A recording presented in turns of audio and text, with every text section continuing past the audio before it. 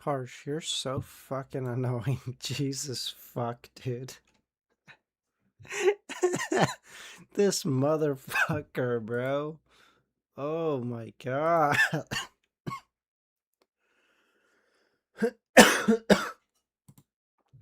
Aaron, how's it going, man? How you doing? What the fuck?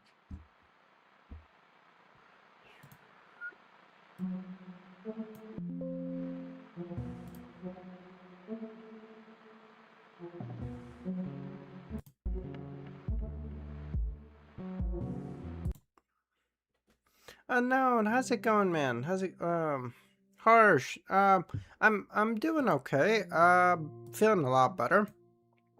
Still a little sick, I think, for sure. Still a little sick. No great old ones reveal. Oh, right. But she was at Chernobyl a while back, no? Oh, no, the Great Old Ones reveal is when Klein goes back to Chernobyl, right? So, okay. Yeah. Okay. No. Bullet her into like 20 times. Oh, that makes sense because she went live like 4 hours ago. I was like, what the fuck?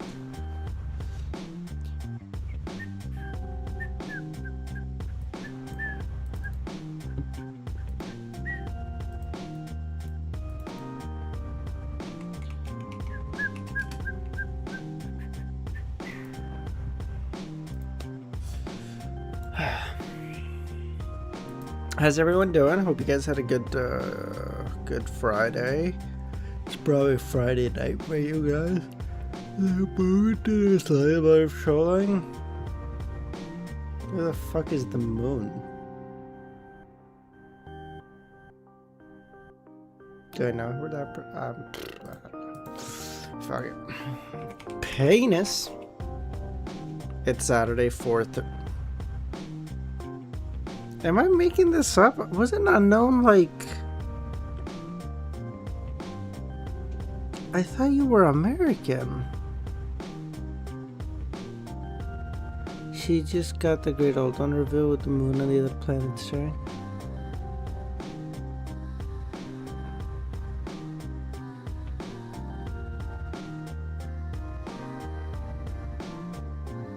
Am I drunk? No, not yet. Oh, you're in oh, we talked about this. Yeah, because you made a joke about how much cheaper memberships are in India than in the US. Yeah, oh, I know this. Yeah. My work is keeping me. I woke up 6 minutes ago, okay?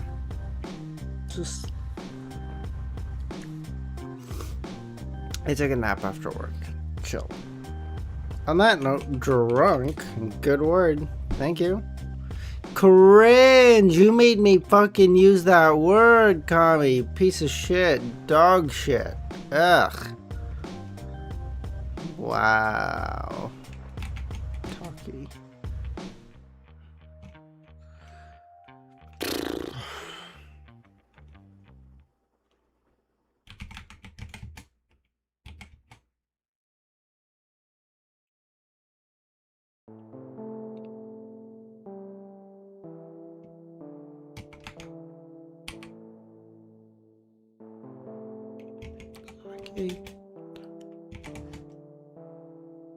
Oh my god.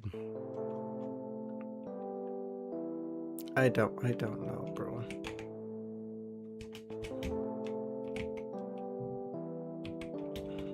Okay, so it has to be some shit like...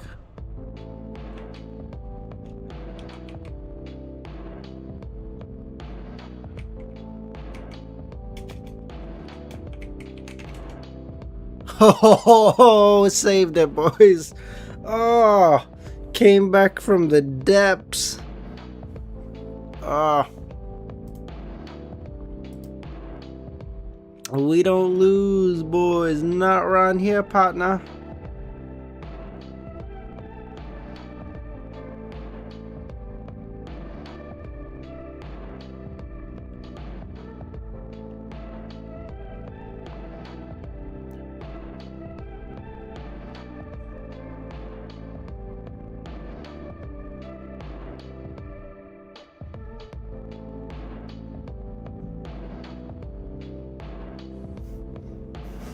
What the fuck is this? Bro, I got added into a group chat with some of my team members who like or like from work, like people in my department who like F1. So they were like, hey guys, do you let me know if you guys want to meet up on Sunday to watch the race. The Formula One Canadian Grand Prix is on Sunday. Look at this this is a fucking grown ass I don't know why, but apparently fucking everyone uses WhatsApp. The fuck is even that about at work? So they were like, oh yeah, let's make like a WhatsApp group.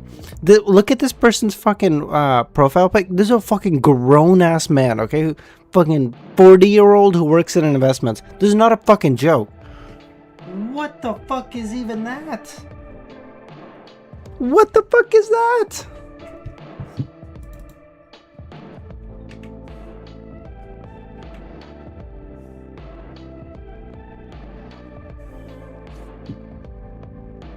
God, I love people.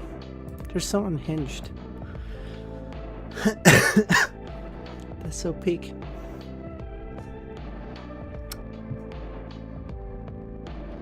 Loosey goosey. Unwritten rule. Convention. Social norm.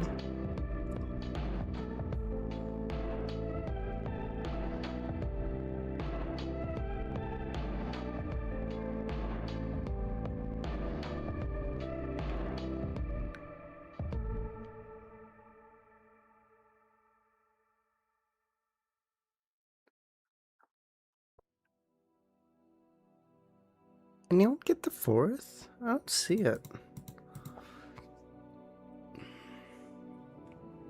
Custom, tailor-made.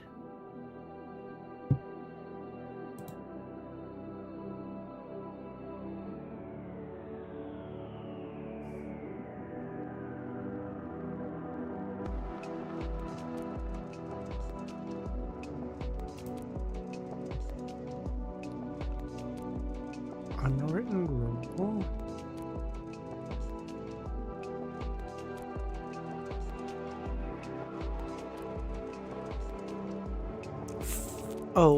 Oh, follow up, check in, reconnect, touch base. And harsh, good one, good one.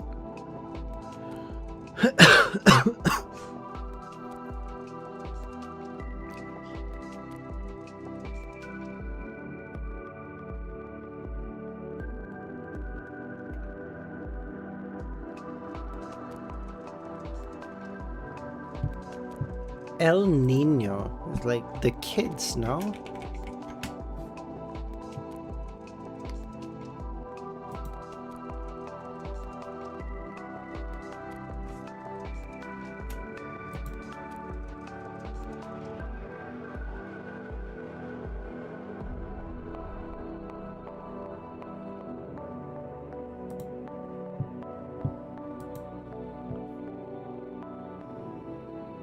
Checkout lane, baggage claim, carry on, like things you'd see like in an airport.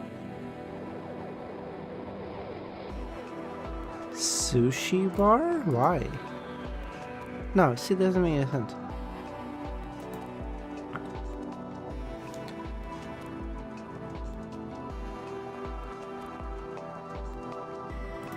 Oh, you're saying these two? Places with conveyor belts. Cute. Cute.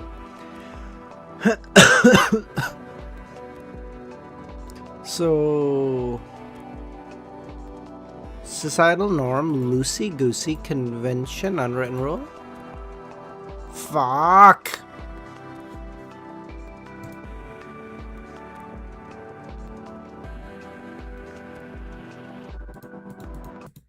Custom? What the fuck are you talking about? In what universe is my fucking YouTube, in what universe does the music crash? but I keep streaming perfectly fine. The fuck?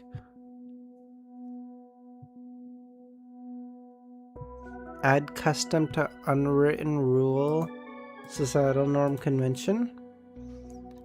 Yeah, that's what I was gonna try. Good work, Harsh. You were great today, buddy. I mean, you started off the stream by saying washed, and then you said clearly stalling before I even started streaming. So you're so like your mother's kind of a whore for that. But like that was really helpful. Thank you.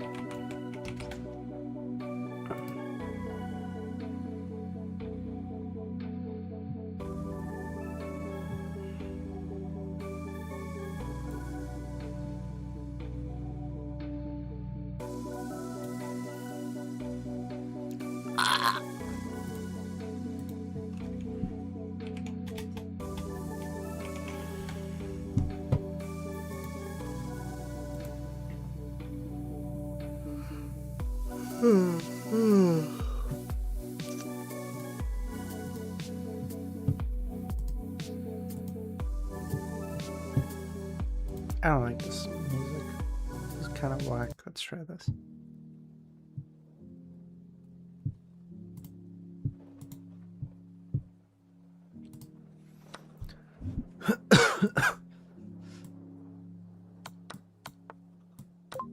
Oh, that's embarrassing. Boop, boop, boop.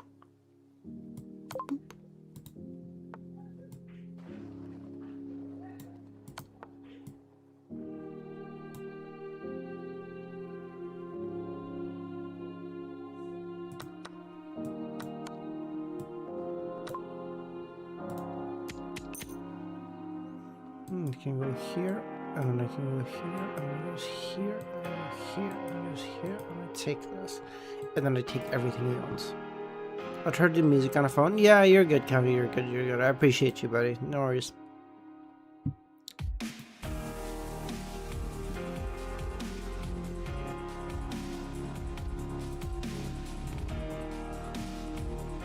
I like this music. Hold on. It's kind of cooking. The fuck?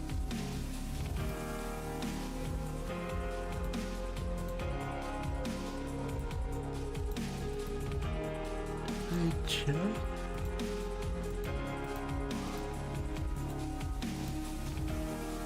Bro, am I in check? Oh, I'm white, idiot. That's why I can't do that. Grand opening.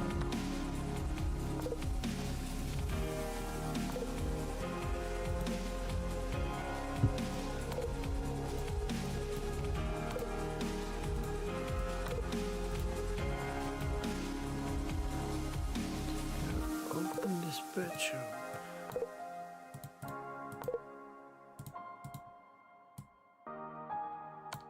What? Clever. Clever, clever. Clever, clever. How about you guys? Any plans for the weekend?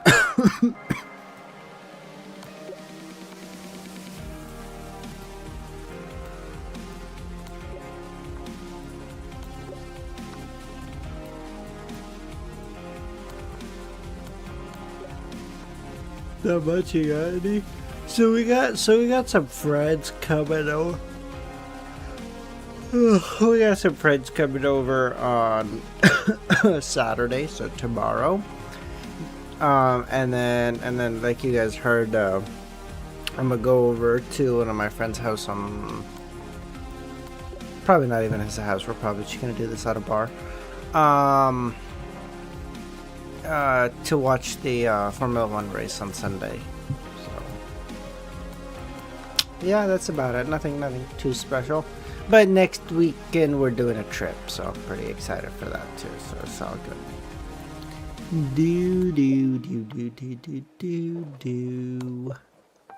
Should I stream for the next 2 days? No. Definitely stream Saturday. I will see if I can stream Sunday in the morning before I have to leave. I will try to stream both days because I'm not going to be able to stream next weekend. So I'll try to stream both days. I'm not a fucking animal. Jesus. For some fuck's sake, Sarge. You got me confused, you bitch. It was a valid question, but I'm still pissed about it. So fuck you.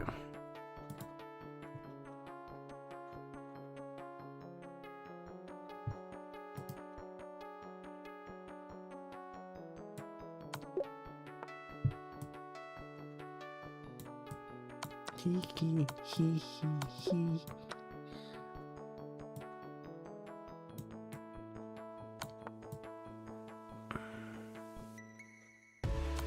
Oh, cool.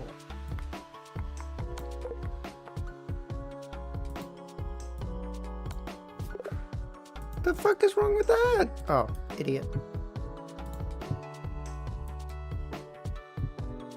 Alrighty, boys, ladies and gentlemen, let us try to read, I guess. Every day. I do that. Nah, it's I'm actually kind of interested in the book right now, so it's good. It was just a rough, like, 200 chapters. And viewership-wise, this shit went so whack. But I appreciate you guys. You guys are good. It was fun. On the street, oh, I'm an idiot. I'm basically still asleep. Holy, I'm gonna have to reread these chapters on my own time. I will let you know right now. Because like, my mouth's gonna be reading them. My brain is still like, you know that fucking SpongeBob meme with the fucking brain that's like disconnected from the wiring? It's like fucking just music slightly loud. Yeah. The limiter on. Is that better? Oh, you could join the room cover? Okay.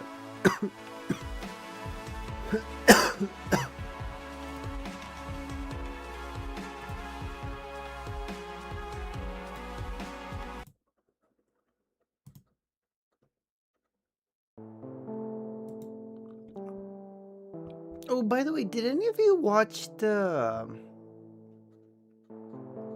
Boys finale, or did any of you watch The Boys in general? Because I watched the finale yesterday.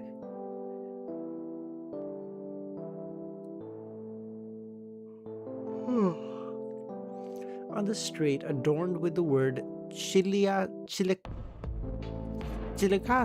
in Dutanese, Lumion led Camus and the rest of the patrol team in the apartment crafted from dark black stones and brown wood.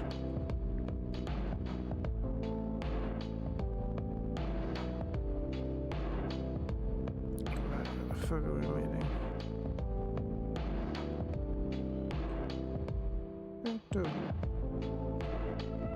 2 a.m. tour.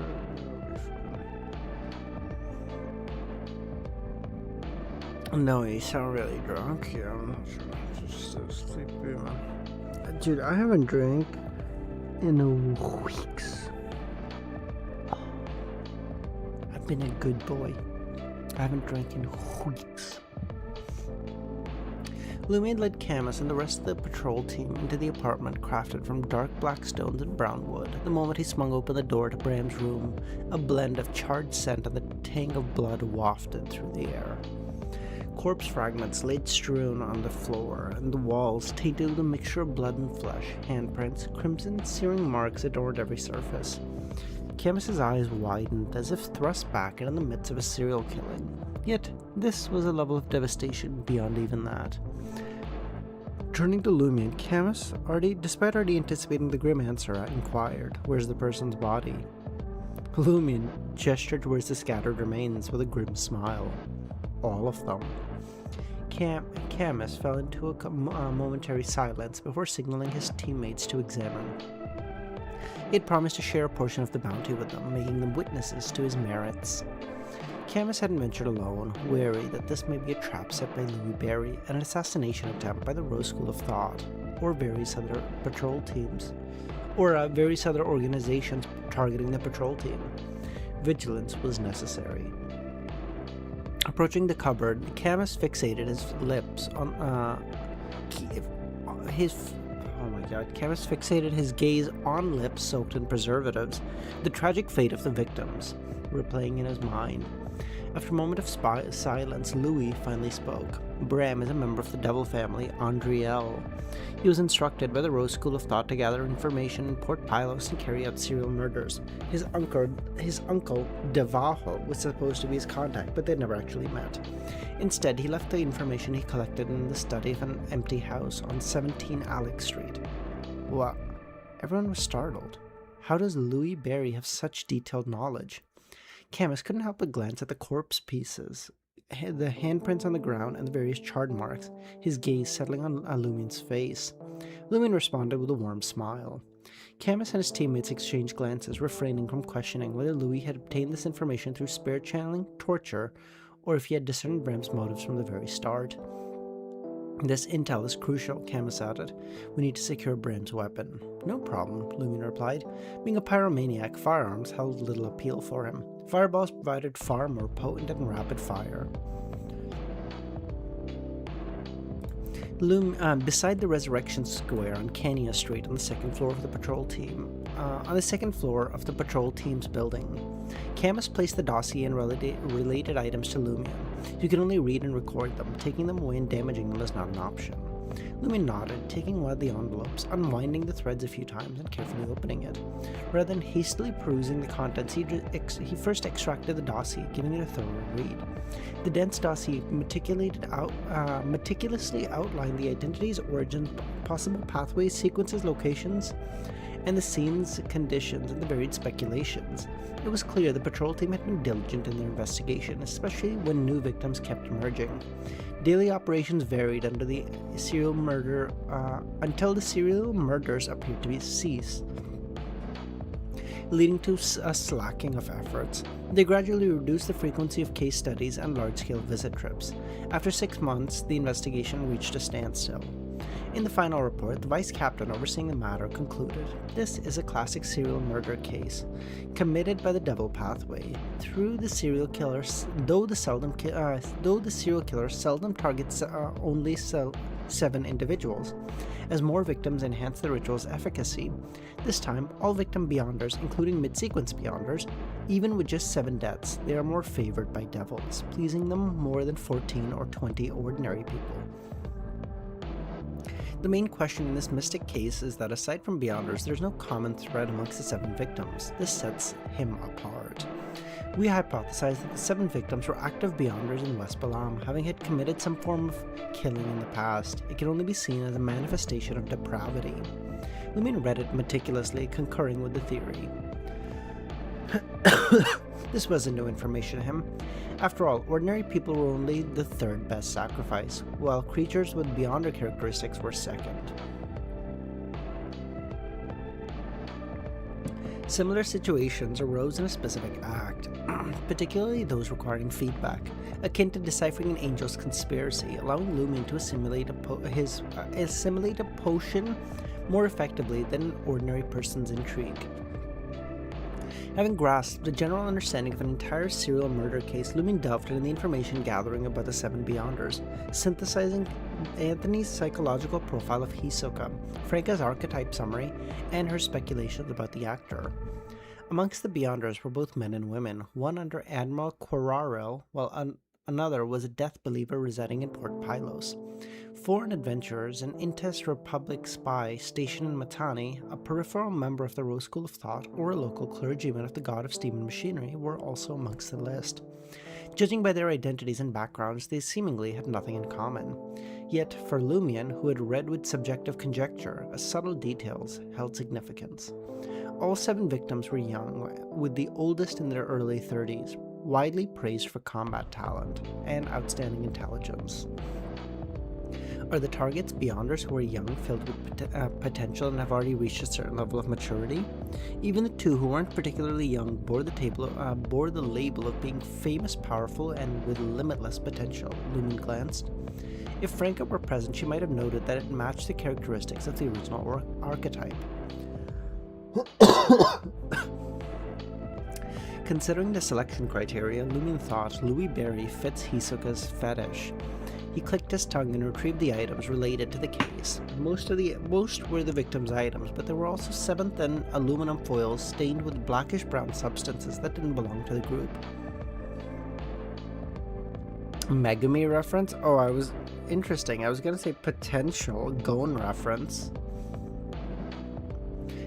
Described in the case file, there were wrappings for the local chocolate left at each scene. It was suspected that the murderer would peel off the thin foil after success, indulging in a piece of chocolate before dissecting the corpse. As the murderer used a gloved hand to extract and consume the chocolate, no traces were left behind. Can I take 2 or 3? Lumen studied the thin foil. If you want to use divination or other methods, you can do it here. Just 2. It won't hinder your investigations, Lumen said enticingly. If you agree to help, I'll give you an additional award. For example, a useful summoning incantation for a spirit world creature. Deal, Camus said. More than 15 minutes later, Camus, having brought Lumion out to purchase chocolate-like items, observed with a bewildered expression as a bunny rabbit, spirit world creature adeptly copied the dossiers. He inquired, "Is this a very useful spirit world creature you mentioned?" Yes, it is a rabbit of knowledge. It can help you evade the labors of copying. What the fuck do I need a copying tool for? Camus bewillowed inwardly, but he restrained himself. When you prefer to keep the origins of your words hidden, summon the rabbit of knowledge for assistance. Do you think Camus is sitting there like, bro, we got fucking copy machines. What the fuck are you wasting time for? If they have fax machines, they definitely have copy machines. The two are basically the same. Like, copying machine just doesn't have to transmit information, and I know they have faxes. So just logically, they have to have copying machines.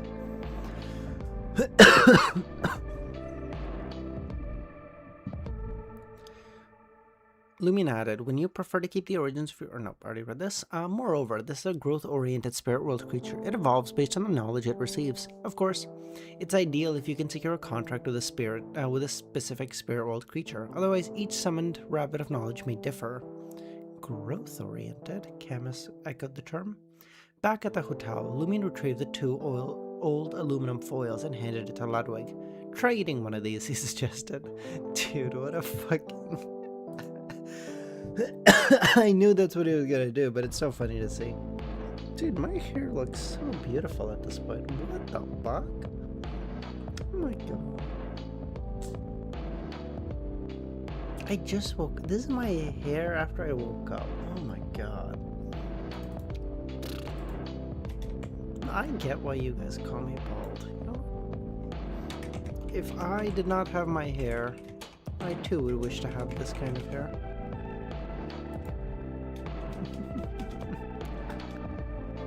Read 'em and weep, bitches. Recycle bin? Burrow. Garbage bin. Garbage bin. Lugano, who had been observing from the sidelines, was taken aback when Lumin handed the thin aluminum foil to Ludwig. Despite... Fuck you, Kami. Motherfucker got a membership 2 days ago. Despite Ludwig's previous display of abnormal eating habits, including drinking a tube of human blood, Lugano still harbored reservations about feeding Ludwig just about anything. He was still a child. In the blink of an eye, Lugano witnessed Ludwig silently accepting the aluminum foil and stuffing it in his mouth, chewing and swallowing with ease. Once Ludwig finished, he calmly turned to Lumion. What details do you need? About the cocoa beans used, the precise quantity and additional ingredients, the origins of the foil ingredients, the production factories, or the individuals most in contact with it? No need, Lumin shook his head.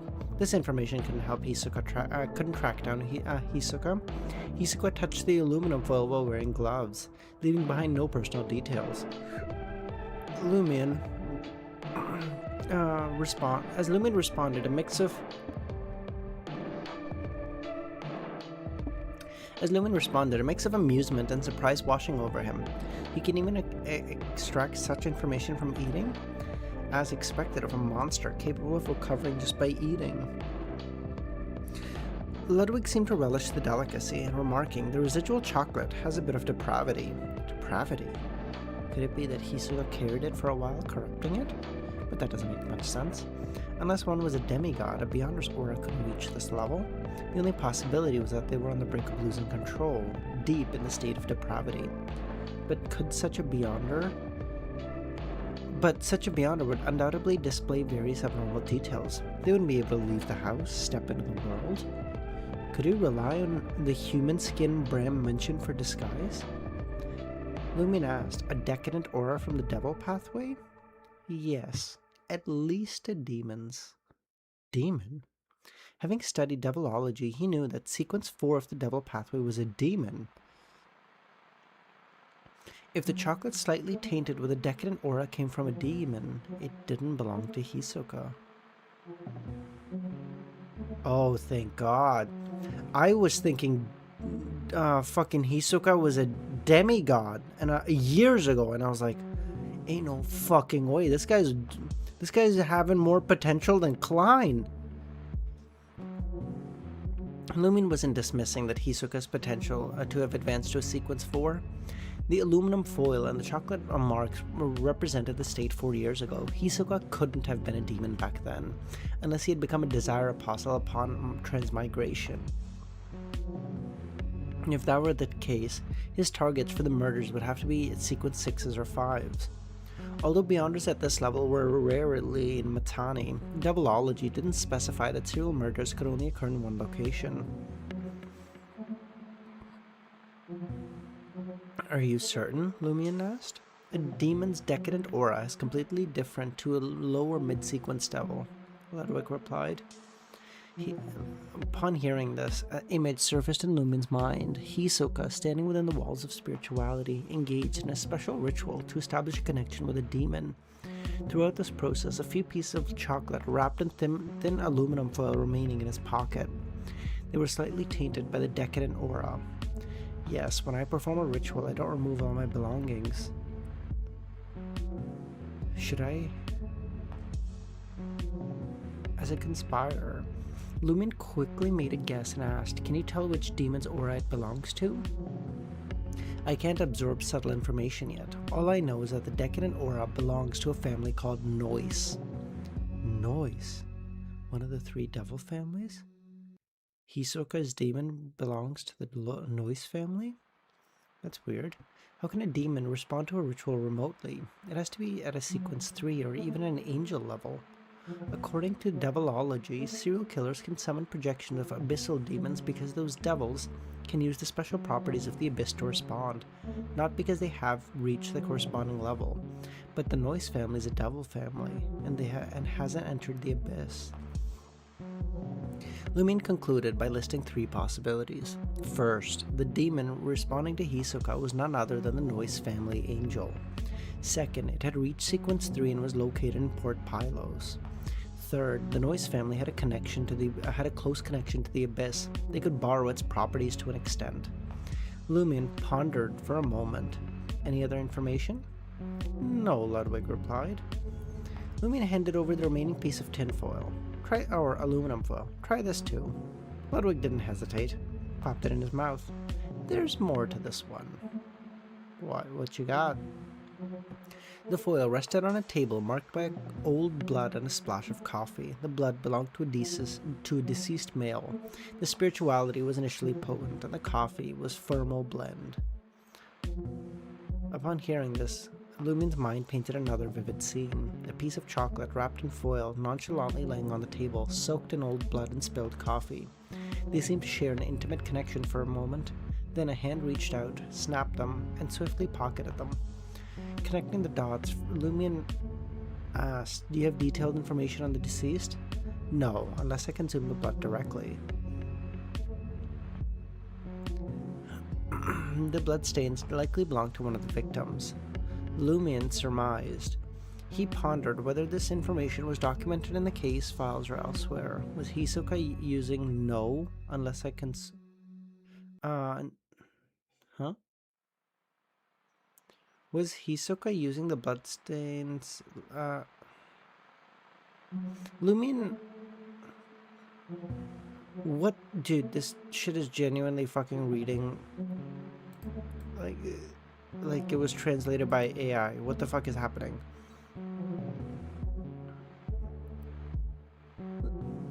Did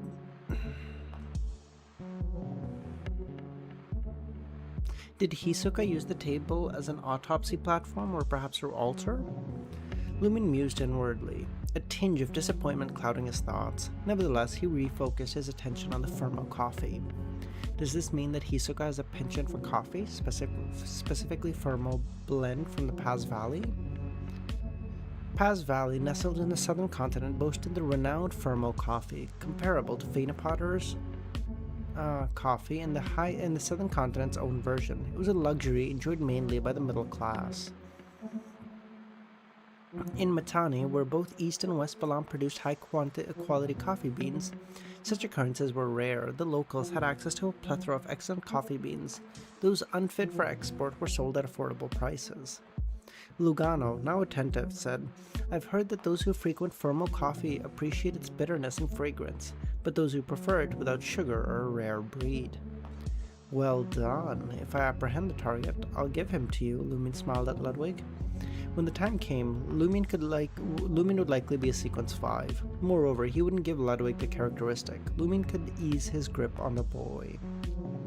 Yeah, the advancement is in like 10 chapters, right, Kami? I think you said like 450?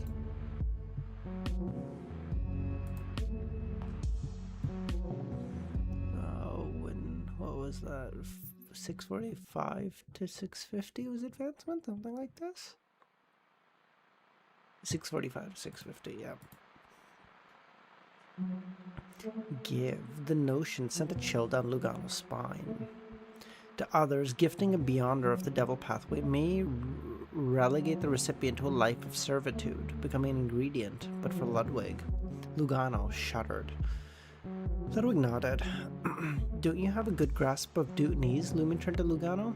"Check Port Pylos this afternoon and find out which shops sell Fermo coffee. It's preferable if it's one that's been operating for a couple of years at least." Kami, listen. You made a mistake, okay? You didn't. You just, your eyes kind of glanced over it. You just saw that it said the chapter numbers. You were like, okay, that's fine. You can have that. You missed it. It said advancement. Shit happens. Don't worry about it. Don't fucking lie to my face, okay? We have been working together for like a while now, okay? Have some mutual respect that I'm not fucking retarded. Okay, I grant it to you. "Alright," Lugano responded. In the evening, he returned to Suite 7. Did I rate the words? Did you send them? Did you send them? I'm sorry. In the evening, he turned to Suite 7 and reported to Lumin, "There are only 3 shops selling Fermo coffee. One is on Kenya Street and Resurrection Square." You mentioned Kenya Street? Yes, Unit 21. It's called Matani Import and Export Shop. Isn't it close to Port Pylos' patrol team? In Port Pylos, on the 3rd floor of the building housing the patrol team, Camus received the bounty and gave a 5th to his companions. He then entered the telegraph room and inquired, "Do you have a telegram for me?" He had previously sent a telegram to inquire which friends they had, with certain friends if they had information of Louis Berry, since they were in collaboration. The first female telegrapher responded, "Yes, from Port Farim." Dude, this could easily be Port Farim, and I refuse. Okay, I feel like this is like an Islamic. I don't know. I think I'm okay to say that. That is Middle Eastern name.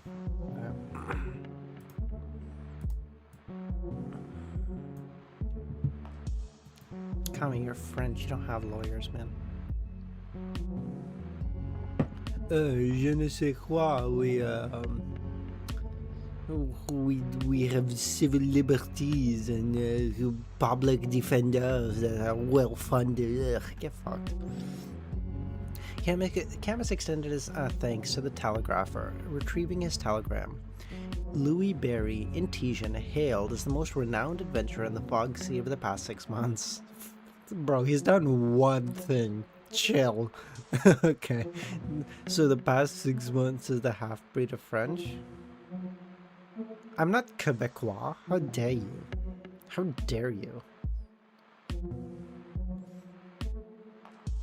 Sporting a distinctive golden straw hat, he successfully hunted down demon warlock Berman, earning a hefty bounty of 600,000 Vril d'Or. Furthermore, he collaborated with the Earth Mother Church in Port Santa to address the crisis. Upon perusing the telegram, Camus released a sigh. He truly is a great adventurer. It's no surprise he handled the serial killer. Camus couldn't gauge the demon warlock's true strength. Even the substantial bounty spoke volumes. This sum of 600,000 was a testament to his threat. Even if Louis' fame stemmed solely from that encounter, he undeniably stood amongst the great adventurers. Bro, one good kill does not a great adventurer make. Nope, I'm not buying it.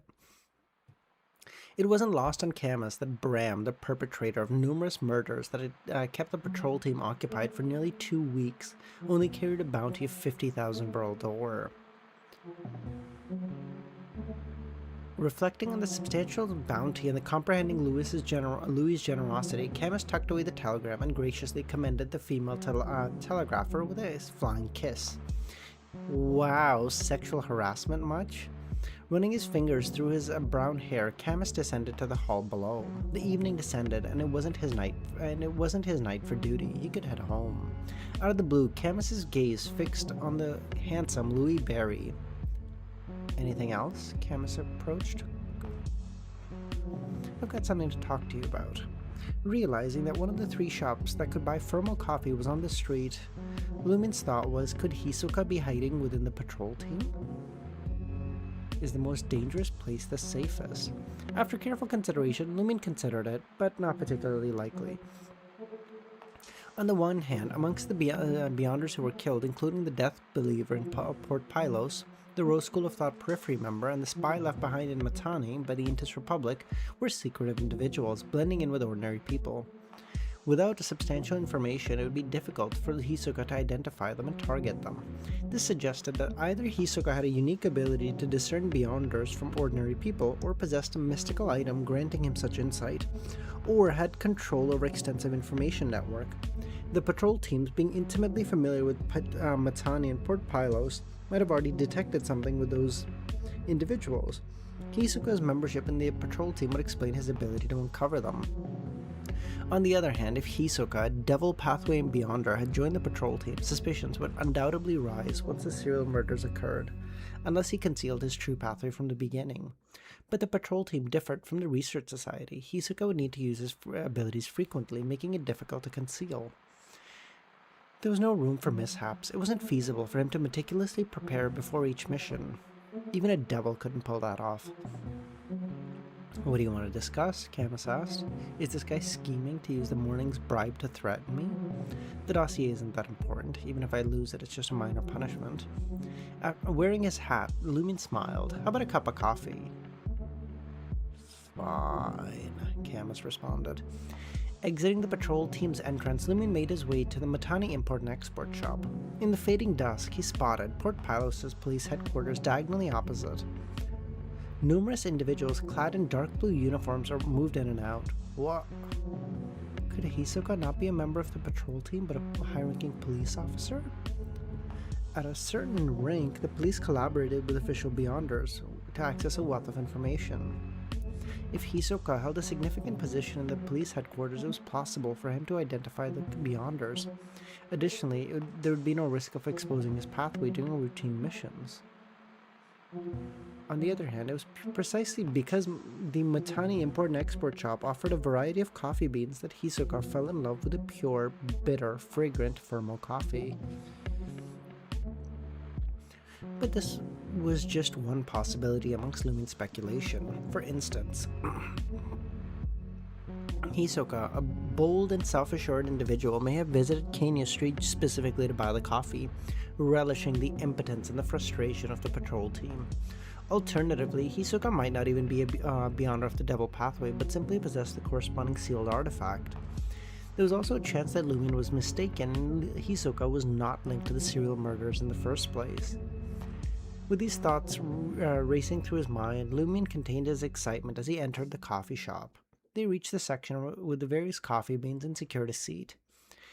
Highlander coffee with milk and 2 cubes of sugar, Camus ordered. LEMMiNO, on the other hand, opted for a cup of fragrant Intus coffee.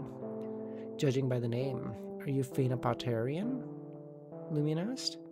My full name is Don Hivre Camus Castilla. Castilla? We've met another Castilla, right? That last name's familiar.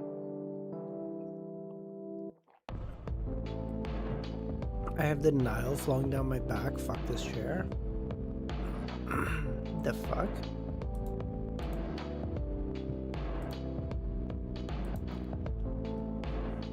One second.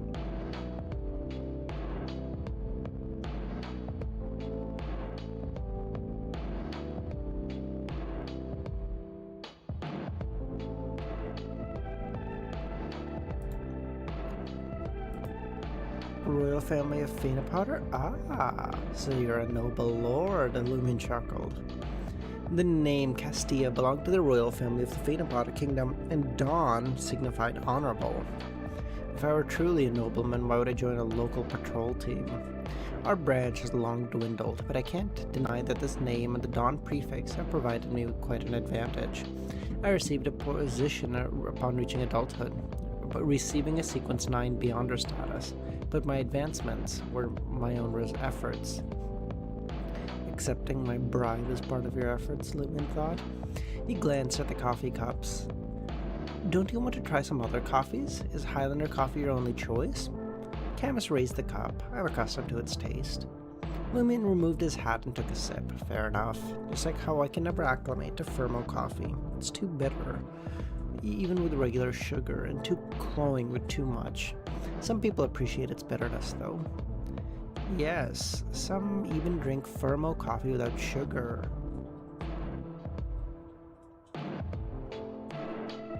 That's how it goes. What's on your mind? Internally exhaling, LEMMiNO spoke. As you can tell, I'm intrigued by the serial murder case from 4 years ago. It is my purpose here. Highly valuable. Just a serial killer, Camus sighed. Camus sighed upon realizing Louis was interested in discussing this matter. Even if he were blind, he could tell Louis' genuine concern about the serial murder. This case holds significance beyond your imagination. Camus took another sip of coffee. I arrived in Mitanni over 5 years ago. At the time, the Intasians had just departed and the kingdom and the church's forces had completed initial infiltration. I sensed many opportunities, thinking I could leverage my last name to secure a prominent position. Hence I took a ship across the fog seas. The outcome, however, differed from my expectations but was acceptable. When the case unfolded, I was merely a Sequence 8. Alongside a few teammates, I followed Vice Captain Riaza to investigate. If you wish more information, show some sincerity. In that moment, LEMMiNO was contemplating another question. If Hisoka truly belonged to the Devil Pathway and had joined the patrol team, is there a way for him to conceal his identity? Putting himself in those shoes, LEMMiNO realized that concealing the abilities of the Hunter Pathway would pose no problem. Most situations could be handled with the Ascetic Pathway abilities. Of course, the usage of an Ascetic's abilities was also suspicious. LEMMiNO gazed at Camus. Do you have members in the patrol team skilled at divination or decryption? Is it possible in that case for like the Celestial worthy to give him like boons of the Seer pathway? Is that even possible?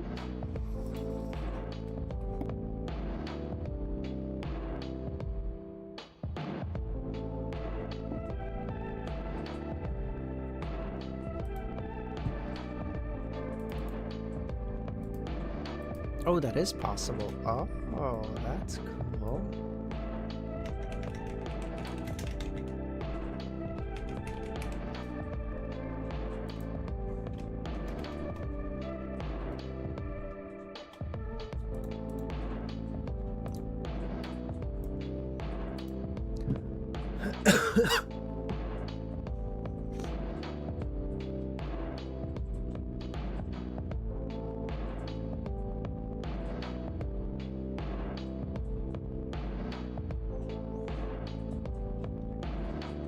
Camus couldn't comprehend why Louis had abruptly changed the topic. Yes, there's a magician. He was initially an officer under the Admiral Guard, but later got transferred. When did he transfer to the patrol team? Well, Aaron, we already know that Hisoka's like damn near out of his fucking mind and on the brink of collapse, so... Or at least crazy, so... It's not unreasonable to suspect. Why do you ask? When did he transfer to the patrol team, Lumin asked. Last year. Why do you ask? Last year. That doesn't seem to be Hisoka, although possibilities can't be ruled out. Serving as an officer under the Admiral provides plenty of intel. Perhaps he didn't purchase the thermal coffee from the shop. It could be one of the other two. Even so, there's a logical reasoning for buying it here. Yes, to relish the incompetence and the frustration of the patrol team. He didn't dismiss the possibility that the other party was Hisoka just because they were Sequence 7, because the level of a boon may not be the same as the level brought about by potions. Furthermore, Lumin had vaguely perceived changes beneath Matani's surface from the magician's departure. Beyonders of the Seer pathway originally originated from the Church of the Fool or were associated with Intis's Bureau 8 or secret organizations supporting them like the Secret Order. While there were wild Beyonders, very few evolved into magicians. Well, there was one wild Beyonder who became the fucking dominator of the spirit world in like a year and a half's time.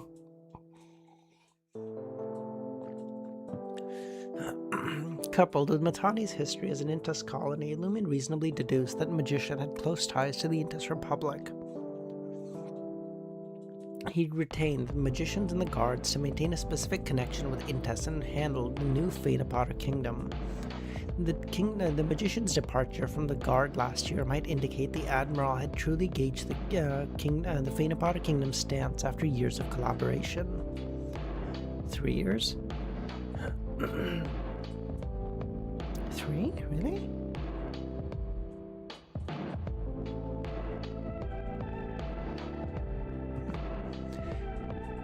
The magician... hold on. Lumin's speculation didn't eliminate the suspicion that the magician might be Hisoka. Loki from the Intes and Secret Order member held a mid-management position in Bureau 8. It was entirely possible for him to use the proper channels to involve Hisoka in Bureau 8's overseas section and recruit him into the Secret Order. I don't know if Klein truly was a wild Beyonder. What? What are you saying? What are you saying? Giving him the Veil of Evernight when he first descended is a lot? You're saying, like, helping him out by, you know, every step of the way making sure that he had what he needed to fucking advance is a lot? Okay. I'm being facetious, obviously. After contemplating, Lumin asked, does the magician have a fondness of thermal coffee? No, he doesn't like coffee. He prefers to sweeter drinks like guader. Guader, a well-loved local beverage in West Balam, was crafted from locally grown berries and contained a certain amount of caffeine, having a similar impact to coffee. But it was orange-yellow with a tinge of sweetness. Prefers sweetness. 4 years ago, Hisoka had no inkling that would confront a monster like Ludwig in the future. It was likely for him to deliberately splash some unsweetened coffee. It was unlikely for him to deliberately splash some unsweetened coffee on the table. Lumin cautiously believed now that Hisoka truly enjoyed bitter coffee. In that case, the magician with a sweet tooth probably wasn't Hisoka.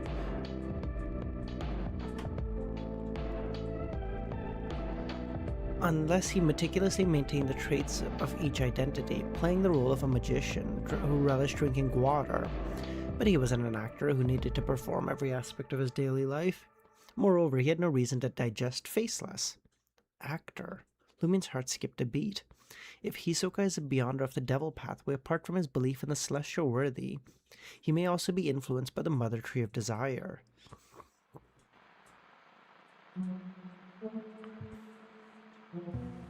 Could it be the boon of the Hisoka pathway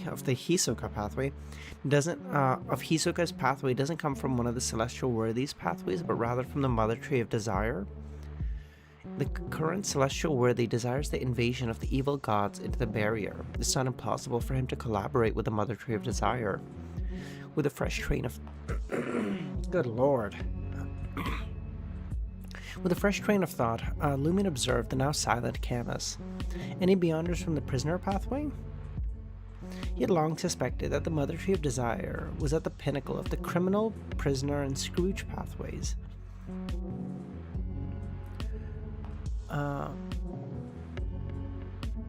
Lumin refrained from asking about the existence of the Scrooge pathway because he was even more suspicious than the criminal pathway.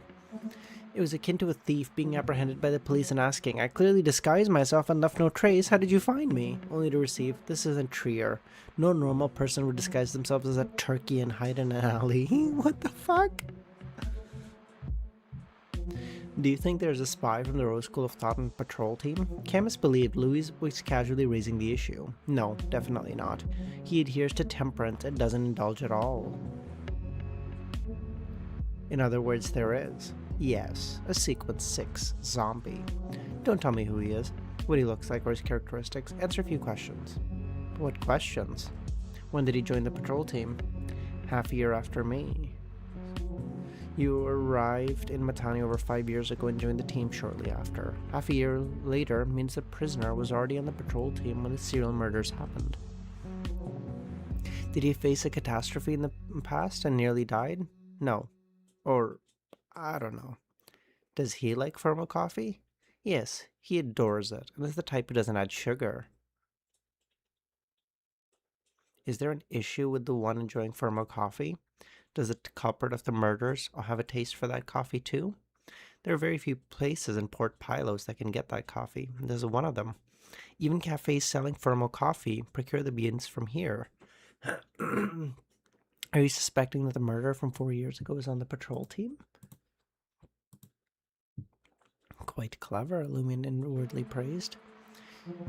Simultaneously, a surge of joy filled his heart. In Matani, formal coffee was a rarity, and those who preferred it without sugar were even more rare. Moreover, this individual was seemingly from the prisoner pathway. With so many conditions aligning, Lumin felt as though he had caught Hisoka by the tail. To avoid triggering any sense of malice, Lumin refrained from asking any more, such as his name, appearance, or identity. Is he from around here? I won't claim the official bounty. He's a local, born in Tizamo. All good, no worries, Kame. Although the patrol team wasn't stringent in member recruitments as the various churches, they still gathered basic information. Otherwise, the Admiral would have to worry about being assassinated by a member of the patrol team.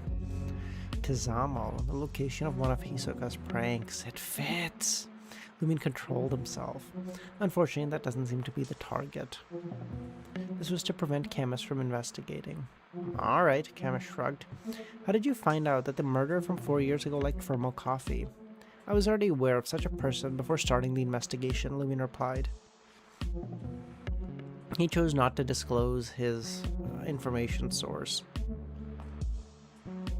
With this realization, Lumin understood. I should now be a target for Hisoka, but fishing has its baits. Louis had bribed members of the patrol team to examine the files of the serial killer. Other team members paid little attention, but if the prisoner pathway was indeed Hisoka, he would have detected Lumion, his adversary. Hisoka refrained from taking action, likely because Lumion openly presented himself as Louis Barry, making no effort to hide his identity, leading to the suspicion that Lumion was fishing, making Hisoka cautious. As Lumion didn't possess any details of the suspect's identity, Lumion was merely preparing for a surprise attack from a devil or a desire apostle. Before, I fished to catch fish, but now I fish to bluff, Illumin thought. Keep an eye out for anyone at the police quarter who enjoys formal coffee. All right, Camus agreed, thinking that Louis had identified the suspect as a member of the patrol team and the police through details he wasn't aware of yet.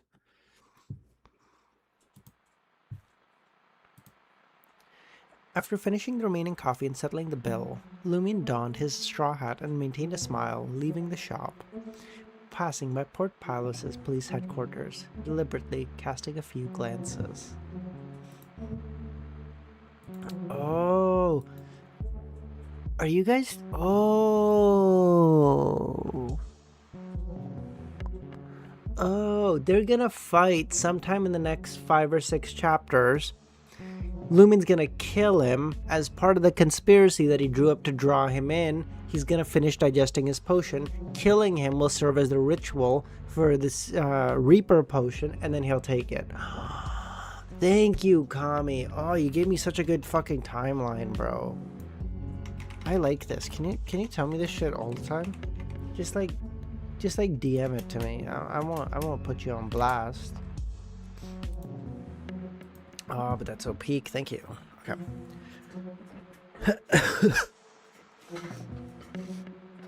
Camus stood at the entrance of the Matani import and export shop, casually smoking a cigarette as he observed the passerbys. Despite his watchful eyes, no one bought for more coffee. As the gas street lamps gradually illuminated the surroundings, casting a blue hue across the sky, Camus extinguished his cigarette and tossed it to a nearby trash can. Originally planning to indulge in an intense feast in the neighborhood frequented by foreigners to celebrate his unexpected windfall of 40,000 world d'or, his plans were disrupted by Louis. By the time he returned, it was too late, and he couldn't be bothered. Chris, how's it going, man? Oh, God. Good Lord. Instead, he decided to return to the patrol team, pool money with his teammates, and order takeout from a nearby restaurant. While crossing the hall, Camus spotted the teammate with brown skin, thick lips, and a height exceeding 1.8 meters. Why did the guy in the straw hat come to see you again? Hey, I heard you and the others caught the serial killer and got 50,000 Vril d'or? In Matani, the currency was commonly denoted in Vril d'or and Delexi copper coins, a system ingrained from Intus's colonization.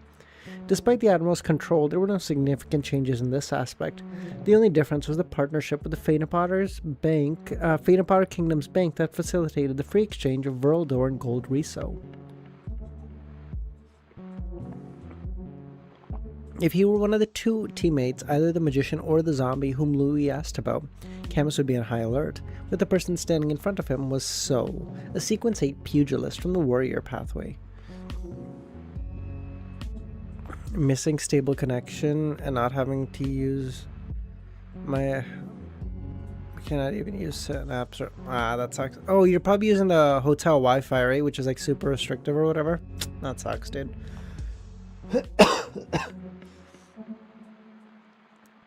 So had just joined the patrol team in the last year and was known for having a pleasant personality. That's my informant, Camus laughed. Without him, I wouldn't have gotten that bounty. Did he come to you now to get his share? Part of it. Good Lord. The other reason is that he's still investigating the serial murder from 4 years ago. Any progress? Any chance of claiming that bounty? So asked. Carrying a broadsword? Now I'm afraid to connect to that. I want to get hacked. Okay. I see. Camus wasn't ready to provide detailed information at the moment, vaguely responding. He suspects that the murderer may be hiding at the police headquarters from 4 years ago. I plan to investigate. So you think the murderer's a police officer? So asked. Only us or those from the police headquarters at a certain rank can access the kind of information needed. Think about it. In the case from 4 years ago, only Beyonders were targeted, several of them having concealed identities. How could the murderer accurately locate them? It's easier to verify if they're Beyonders of the Devil Pathway on the patrol team. 4 years ago, during the investigation, Vice Captain Riaza proposed this idea, but he only suspected that the serial killer was hiding within the patrol team and hadn't considered the police headquarters or the Admiral Guard. I see a glimmer of hope and smell the fragrance of money, So said. If you need any help, feel free to ask. I heard that Colobolo and the others followed you and got 5,000 each? God damn, brother. No problem, Camus replied. Then he walked past So and the others. At the door, Colobo poked his head out, observing the conversation. Colobo, about the same age as Camus, held a pair of black sunglasses in his eyes. He lowered his voice and said to Camus, "Stay away from So for the time being." "Why?" Camus asked. "I have a feeling that something bad will happen if one interacts with him during this time." "So why didn't you warn him?" Camus frowned. As a Sequence 8 robot of the monster pathway, Colobolo possessed formidable spiritual perception. I warned him, but he just thinks everything's fine. I even reported it to the captain. That adventurer, Louis Barry, is also dangerous. When I arrived at the scene this morning, I didn't dare look at him. I would glance at him and see large amounts of blood, flames, and death. I don't want to tell you at first. I thought that if I said it, fate would suffocate me. But it seems okay now. That dangerous? As expected of a great adventurer, Camus thought. Considering Louis' deeds, he wasn't overly shocked. But this was the first time he heard a monster like Colobolo describe someone in this way. But he's not a monster, he's a robot, idiot. Camus patted Colobolo's shoulder. "Thank you, I'll be fine." With that settled, he asked, "Was Louis the first person to give you such a feeling?" "No, there's another." "Who is it?" Camus asked. Colobolo's expression turned serious. "I can't. I'll die if I say it. I'll die." With that, he left Camus's office.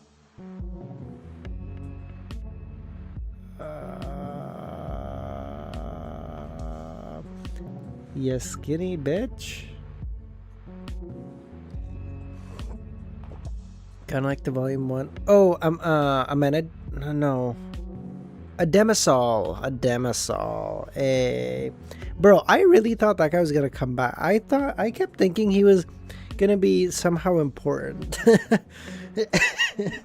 All of Lord of the Mysteries, I was like, oh, he's gonna come back. Oh, it's Monster Pathway, it's gonna be a demisol.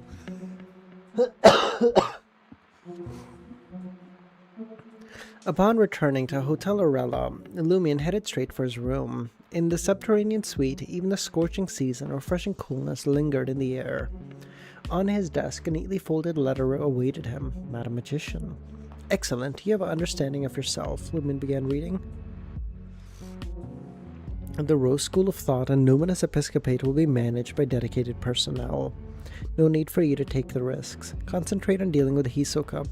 How long are you reading? We're gonna go to 45 today, Chris. What's the next actually bit? Is it like 50 that I need to read to? If it's 50, if you guys are up for it, we can just eke out 50 and get to the advancement. That's pretty exciting. I always like advancements anyway, so we can read till there. You guys want to go to 50? We can go to 50. Okay. Oh yeah, Chris, sorry. Kami told me the advancement was at 50.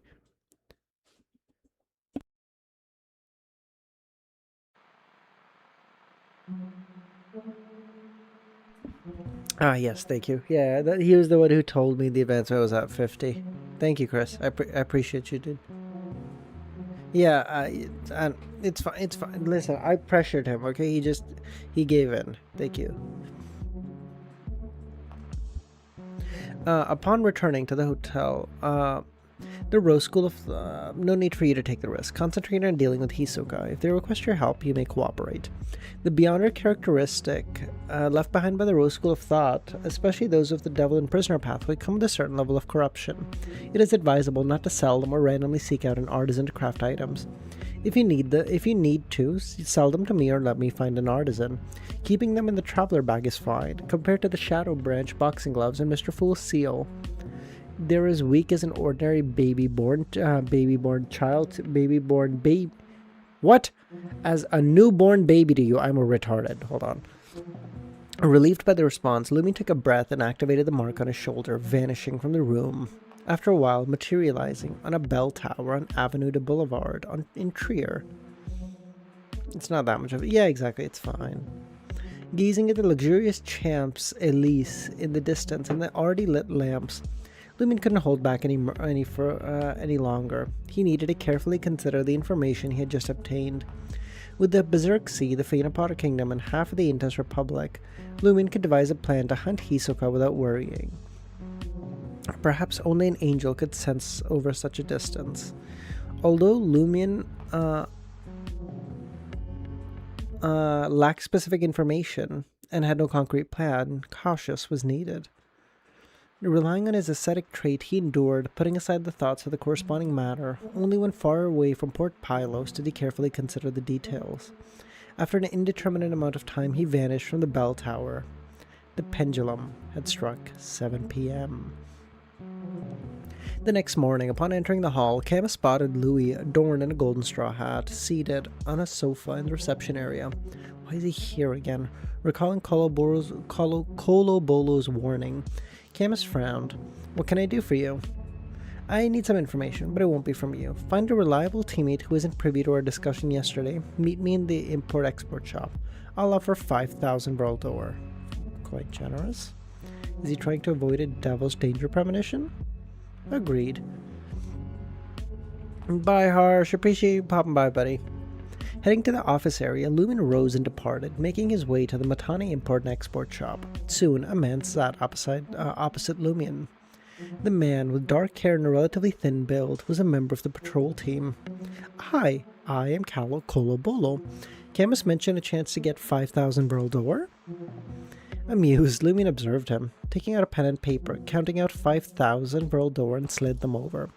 Write down the prisoner pathway beyonder's name and details from the patrol team. Ensure I catch no sight of it. Fold it into a square after writing. Colobolo, almost as if blind, fumbled for the money. He bent down, counted them, nearly burying his head. Why aren't you looking at me? Lumion asked.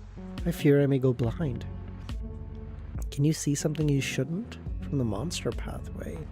Colobolo turned around and swiftly wrote down the corresponding information, folding the paper and passing it to Lumion. Lumion promptly received the information and stowed it in the traveler bag. After settling the bill, he went to the washroom, his figure once again disappearing. Oh, this is so peak. So one day he's probably going to be like, hey, I need you to get all of your teammates to the coffee shop, okay? After work. All of them. And then they're gonna all get into like a room. Lumen's gonna like lock the door and go, hey, can I get everyone's Colobo? Oh, Colobo, not Colobolo. Oh, thank you. He's like, okay, can I get, hey, the fucking Louis Berry, nice to meet you, and get everyone's name. And then he's like, okay, yeah, you guys talk. I'll be back for 1 second. Unfolds a piece of paper, gets the guy's note, just starts fucking wailing on him. He's like, fuck your danger intuition, you're never gonna know, bitch. After Louis left the area, Colobo breathed a sigh of relief, removing his sunglasses and counting the 5,000 World d'Or again. His gut told him the deal would work out. That's the only reason he dared to risk coming here. Still, his whole body trembled in fear, and he couldn't keep his eyes open most of the time. Trouble always waits until it's ready to explode, he thought. Yeah, he went to... Yeah, no. Hisoka would know about Lumion, but what is he gonna say? Like, I'm not gonna show up if his colleague says, like, hey, we're all going out for drinks.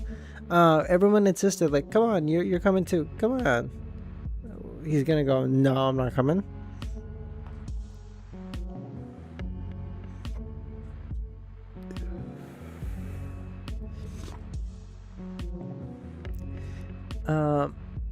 He stood up and headed for the door. Something was wrong. He could feel it. His body tensed. His heart raced as he scanned the place, trying to pinpoint the danger. Kolobo's footsteps changed, sometimes fast, sometimes slow. Kolobo took in the morning sun. The quiet shop had just opened its door, and the handful of customers scattered about. Not a single pair of eyes fixated on him. Yet, following his instincts, his feet carried him back to the coffee shop area. That's where he had finally stopped. In front of the bathroom sign, 2 years as a Beyonder taught Kolobo to trust his gut. He yanked open the door. This wasn't some back alley dive. The restroom was big. 3 urinals, 3 stalls. Kolobo headed to the sink to splash some water on his face. As he looked up, a face stared back at him, but it wasn't his. The face was freakishly white. The guy looked in his late 20s, with light brown eyes that flashed a dark, sickly green. Kolobo's brain short-circuited. Twanaku Tupi? The prisoner pathway Beyonder on the patrol team? The guy had become a sequencing zombie last year. He was also the first man to ever make Kolobo's skin crawl. If he told someone, he feared he'd end up dead. When Lumion asked him to spill the beans, something about it felt wrong. He almost bailed on the whole deal. He counted that huge sum, not out of distrust, but because he needed time to think. He decided to trust his gut. But he hadn't told Lumion about this feeling, the fear of Tupi. And now, Tupi was reflected in the mirror? This was a wraith's power. When did he advance? Kolobo could barely think. Suddenly, his body felt like he had dropped into an icy lake.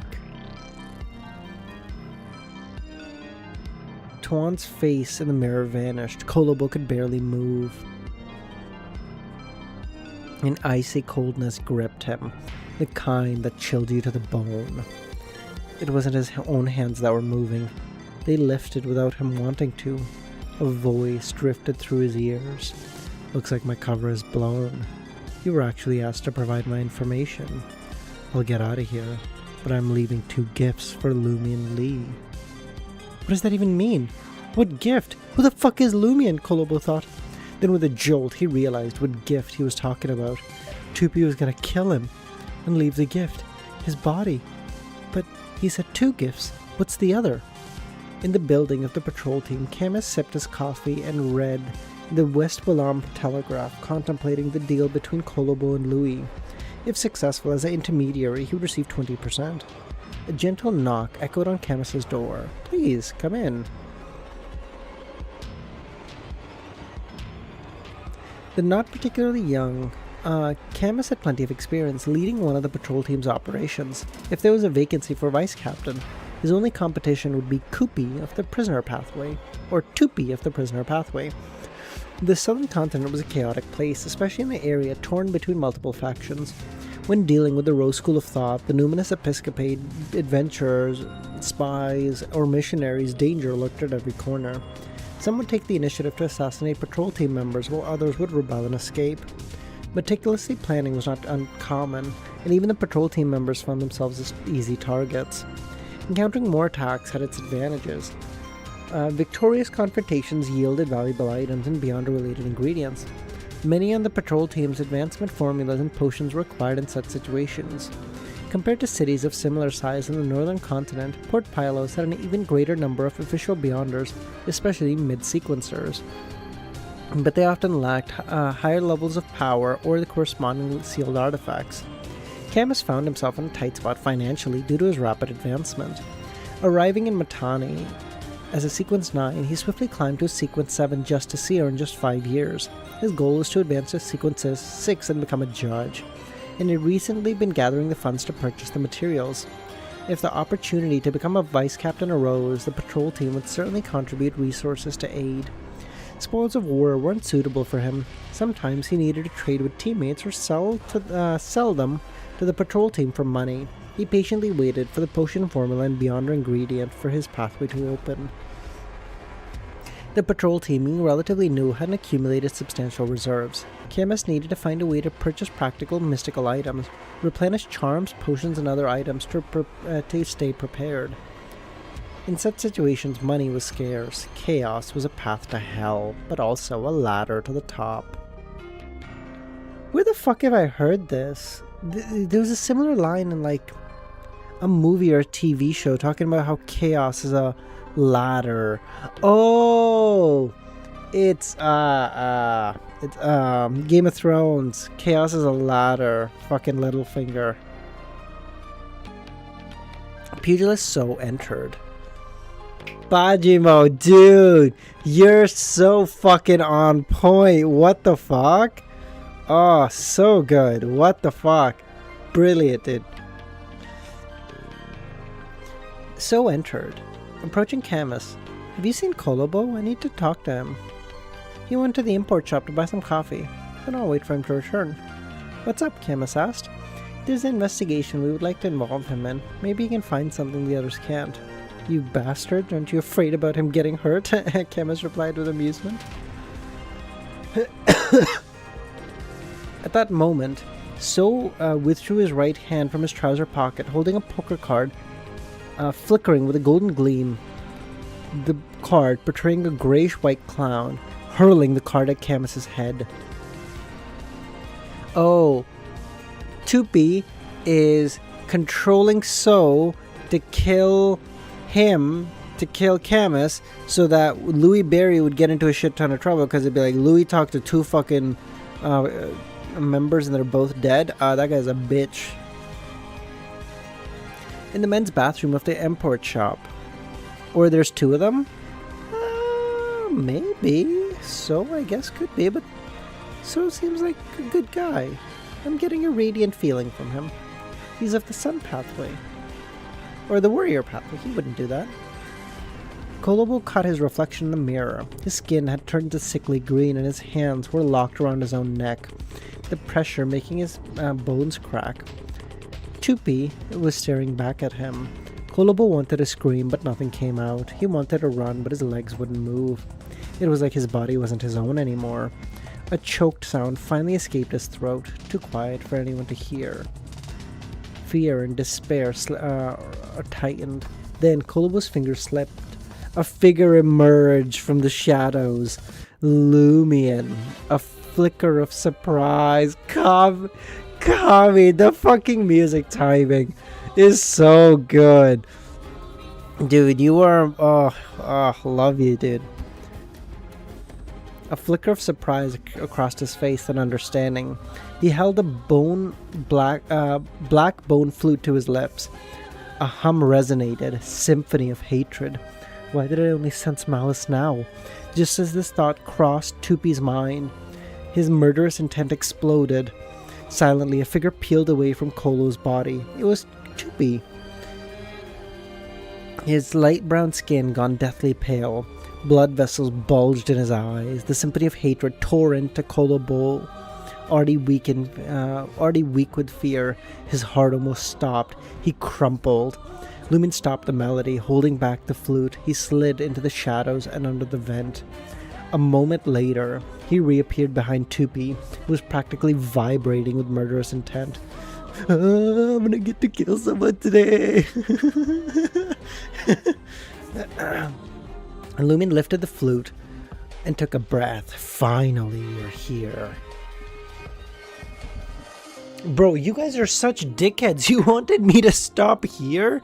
Oh my god, you guys knew I wouldn't stop there. You guys are dicks. The last chapter would have been so much better. What the fuck?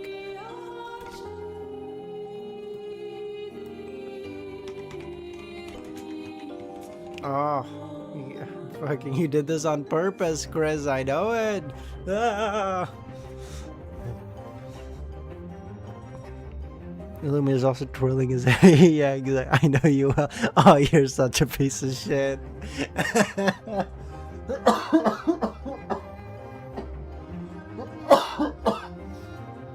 I am sick and battered, and you choose to do this to me, Chris. I am tired and broken and sick, and yet you still choose to push me. Tupi's ears rang, his eyes stinging with blood, his mind burned, his thoughts scattering. For a moment, he couldn't process the situation. Blood trickled from his eyes and nose. LEMMiNO spat out a pale yellow light, hitting Hisoka.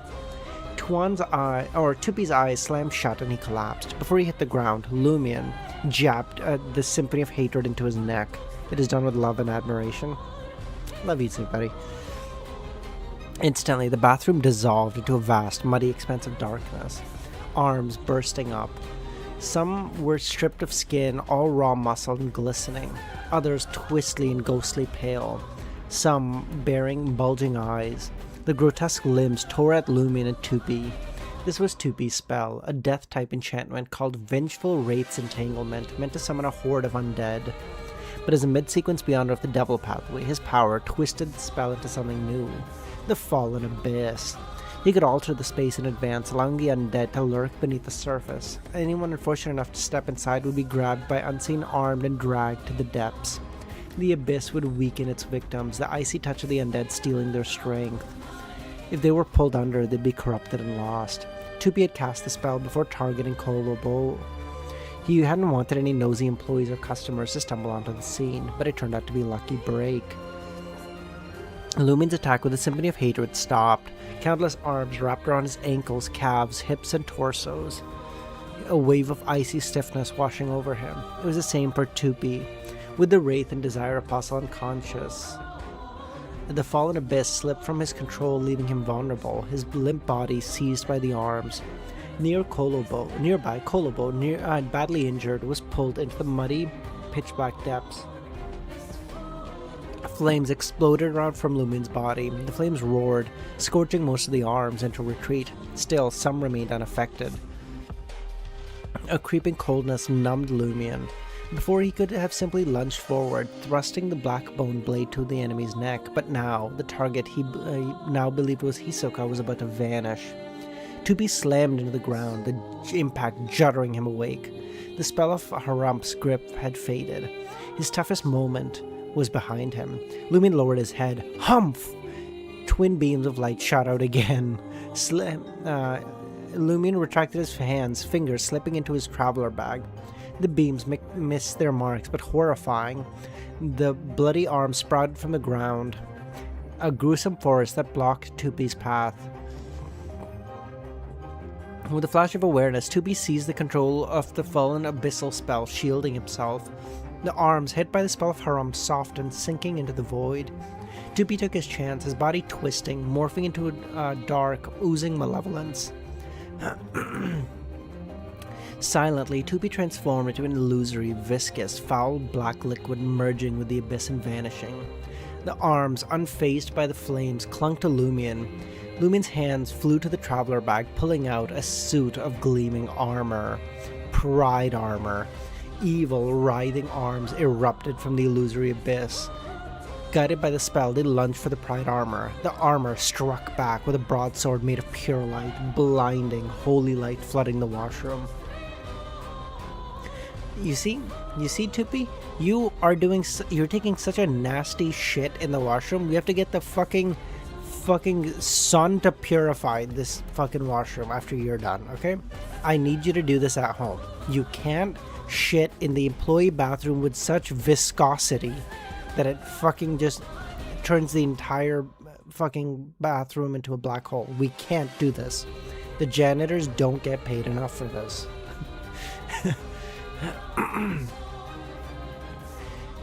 Kolobo, who had been on the brink of sinking to the abyss, lay unconscious on the floor. Just meters away, the nearby washroom door, a figure of viscous black liquid prepared to flee. Now, free, Tupi came to a swift decision. He wouldn't waste time trying to possess Lumion. Instead, he'd abandon the shop and Port Pylos altogether. It was a trap, he had to escape. Staying to fight was foolish.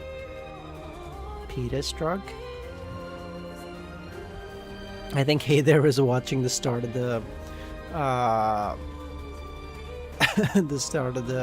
stream, and he's looking at my starting Wordle words.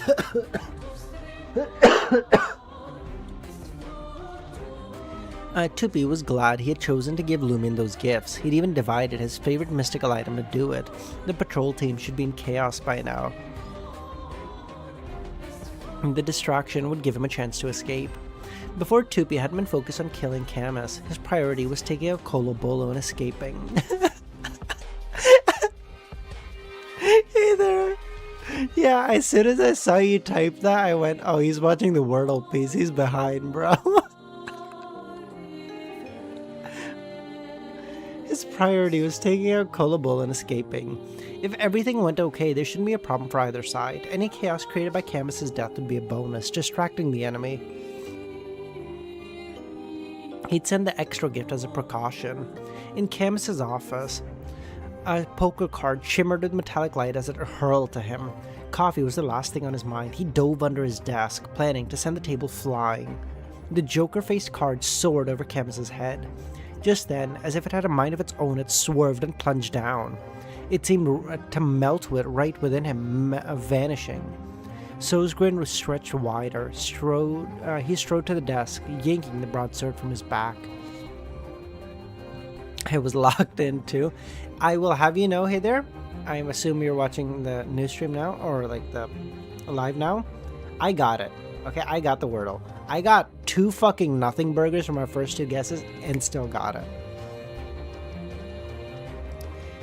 The Wordle was vocal for today. Inside the men's bathroom of the Matani import and export shop, a figure made of the thick black liquid slipped through the crack. Bottle of fiction. The moment Lumion harbored malice and took out the Symphony of Hatred, Lumion had used the bathroom vent as a base, using the bottle of fiction to set one condition. Only females could enter or exit. Ah.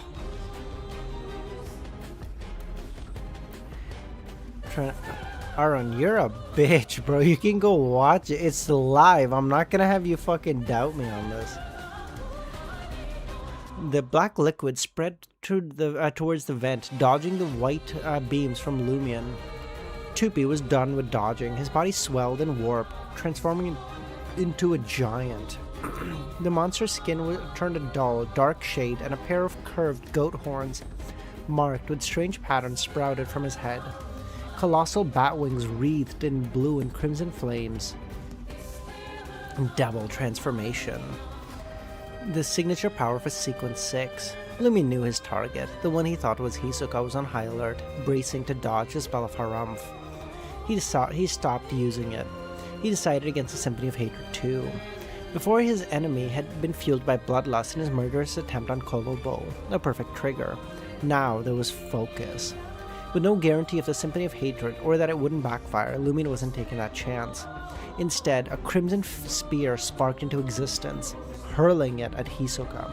The second the spear left his arm, Lumion vanished. He couldn't stay put. Possession by a wraith, a mind-shattering psychic blast from a Desire Apostle. Any of those were at significant risk. Aaron, you joined the stream right at the start. You know I got Wordle. Why are you lying to this man? Aaron comes to stream just so that he can hate in real time. He could just watch the VOD, but he's like, nah, I'm gonna shit on this motherfucker. I want him to know. He wants me to get the fucking danger premonition from his existence.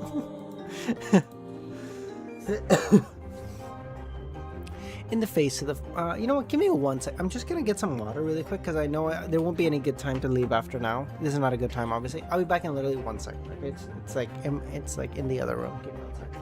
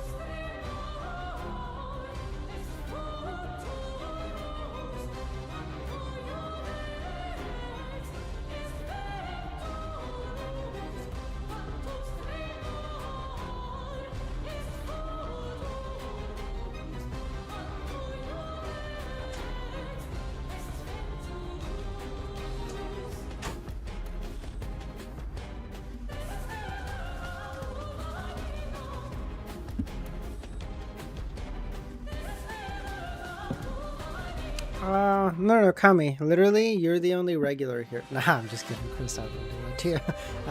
Love you, buddy. Hope the move's going okay, by the way. In the face of the spear, Tupi's eyes, now crimson from the devil transformation, reflected dancing and burning flames. He remained unfazed. Instead, he conjured an aberration, a broadsword made of crimson magma and pale blue flames. Swiftly turning, Tupi exposed his back to the flaming spear. With the magma broadsword in hand, he slashed at the foe, who was seemingly teleported behind him. The broadsword, with crimson magma and pale blue flames, sliced through the air but missed Lumion. It only left an exaggerated mark on the wall behind, a testament to its destructive power. I fly out Thursday, then I have to stay in another hotel until I find a place to rent in Virginia? Wait, Chris! You haven't found the place you're gonna move into yet?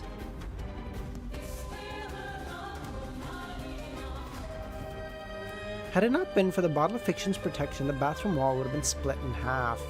Even so, the bottle visibly trembled. The nearly white flames, No, Chris, I know it's expensive, but it's way more expensive if you're like, oh my god, like now I'm in a hotel, like I gotta get something right now. That's way more expensive than like having something set up before, bro, because now you don't have much option. You're like, fuck, I gotta get something. Oh, buddy. Good luck, man. Listen, I'm sure Laura will work it out. It's fine.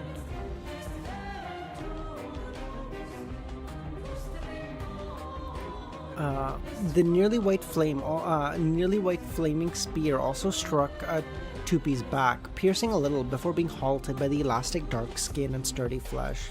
But my realtor has some places picked out. Oh, okay. Okay, so we have some... Okay, so we have like a couple of options that are in our price range. You just have to physically go look at them, right? Okay, that's okay. Okay. I thought you were going in there with your dick out and you're like, fine, we'll figure it out. It failed to penetrate the devil's body, leaving only blackened traces from the resulting inferno. Devils, armored in a thick and tough natural protection, were resistant to flames, poison, and curses to an extent. Tupi, in a zombie state, possessed a steel-like body that could withstand bullets and cannonballs. Lumen spears and fireball attacks, as well as flame raven onslaught, posed little threat to him. Additionally, his ability to transform into a wraith allowed him to evade explosions effortlessly. Hisoka, Tupi, believed that without the support of the Tarot Club, the Research Society, and the powerful demigods, he could have tortured Lumion to death, even with teleportation. Spells rendering him temporarily unconscious, and the mystical items. Most of Lumion's attacks were ineffective against wraiths and desire apostles. The psychedelic shock and the desire detonation further restrained him, leaving him vulnerable to the assaults of a wraith. I'm not that off the cuff. Okay, yeah, okay. I wanted to make sure, because like what you said was like, we gotta find a place. I was like, yo, this motherfucker moved out of his place, went to a hotel, and is like, I just got another hotel. Ah, fuck it.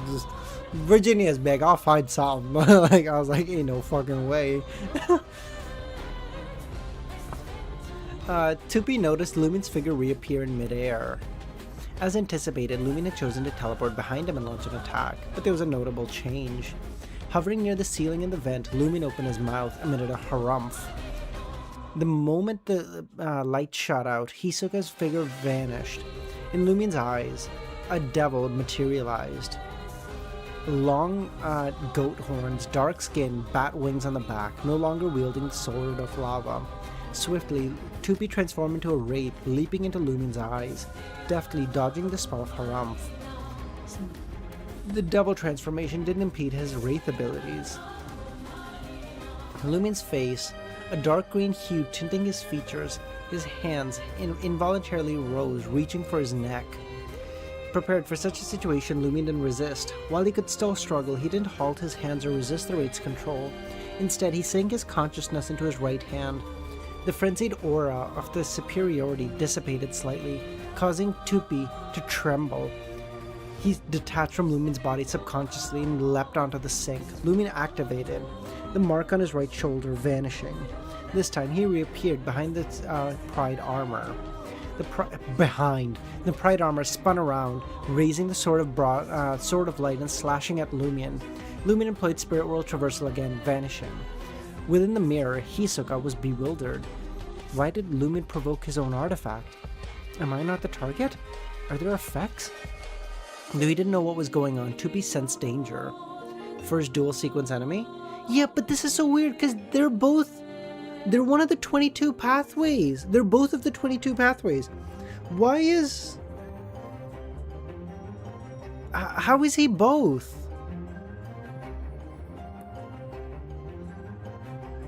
You can get boons from... You can get boons of the 22 pathways too? This is so whack. His danger premonition, along with a possible insight from Roselle. If something shows signs of abnormality, there must be an abnormal factor within. Without hesitation, Tupi left the sink and leapt onto the bathroom in his colossal devil form. Conjuring a dozen or so light blue sulfur fireballs, he directed them at the wooden door in unison. Oh, Aaron, I think you're right. I feel like I remember reading that. Thank you. Tupi, who had shaken the bottle of fiction with his sword, knew that the seal could be broken with force. There was no need to find the true exit. For this reason, he chose to forego teaming up with the body armor to assail Lumion.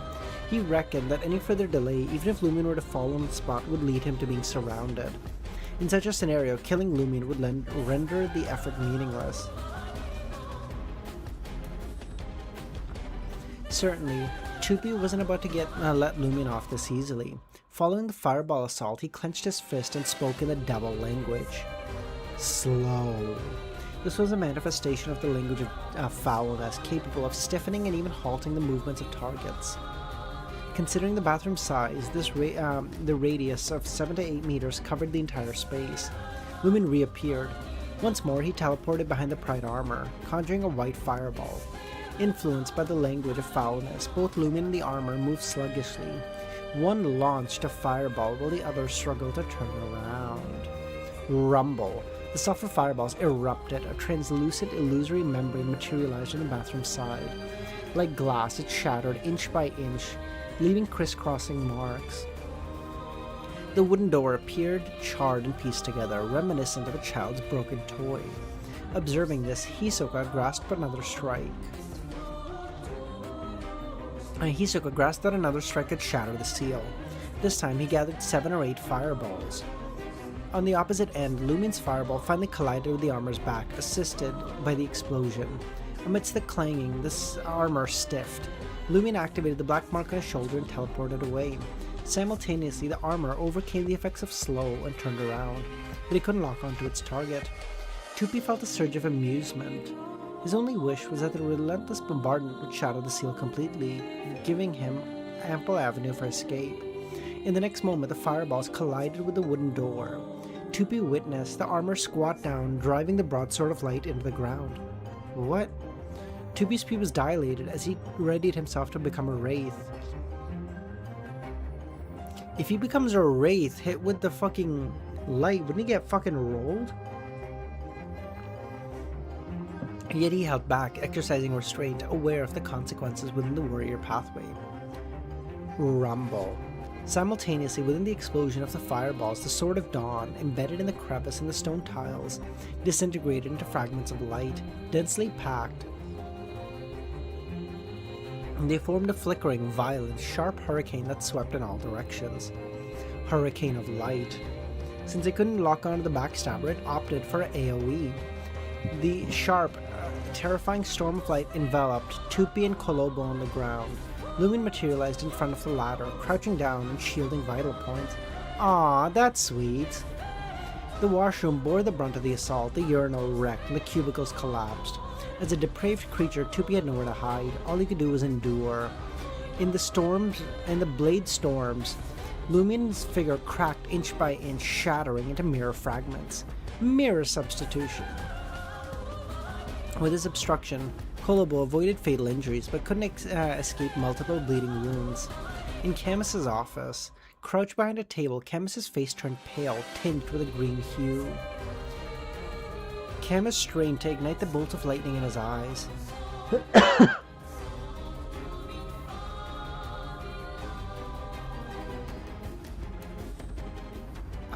His betraying teammates grimaced in pain, causing his broadsword to lose strength and direction, crashing into the desk and failing to hit Camus. Oh, he's a justice. Oh, no, he's off the justiciar pathway, yeah. In that moment, Camus drew a revolver from his right hand, aiming it not at So, but himself. Across the street, in a room facing Camus's office, Jenna, holding a telescope, huddled by the curtain, monitoring. Seeing the other party under attack, she grabbed the loudspeaker she had prepared and brought it to her mouth. "Camus has been attacked! He has been attacked by the Rose School of Thought! Camus is being attacked in his office!" The loudspeaker reverberated through every room of the patrol team. I love it. Jenna's just a fucking... Jenna? Just call out, okay? Your team, your job is just comms, okay? I just need you to listen. You can die off rip, okay? You can just rush whatever you want. Die. But I need you to communicate, okay? If you see 3 on B, you need to let us know. That's all your job is, okay? Just fucking got a loudspeaker. That's so peaked. Yeah, Chris, it's Chinese content creators.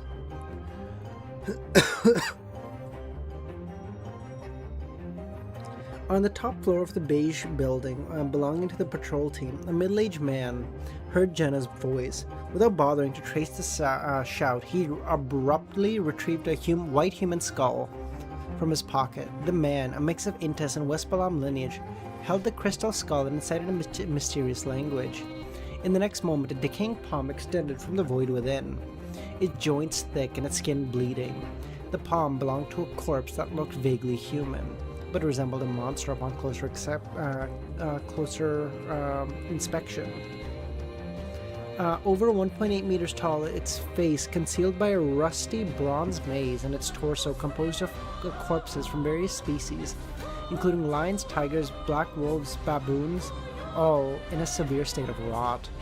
The corpse's brown mask flickered with a dark red light in its eyes as it took a step forward, arriving in Camus's office.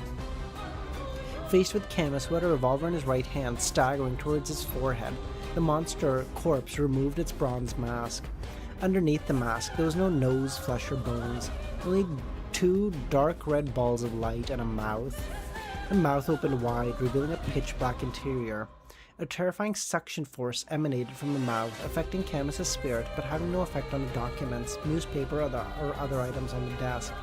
It only caused Camus's spirit to surface, as if pulled by an invisible force. As Camus's spirit body materialized, the grayish-white clown seeped out of his flesh, revealing its complete form. The poker card had no body of its own, and it was swiftly drawn out by the pitch-black mouth beneath the bronze mask. Smack. The poker card materialized and fell to the ground, emitting the sound of a heavy object colliding with solid bricks. I can't tell if this guy is intended to help Camus or kill him.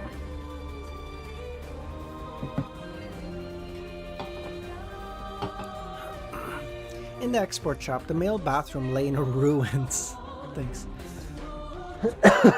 The door and the wall facing the corridor crumbled into fragments.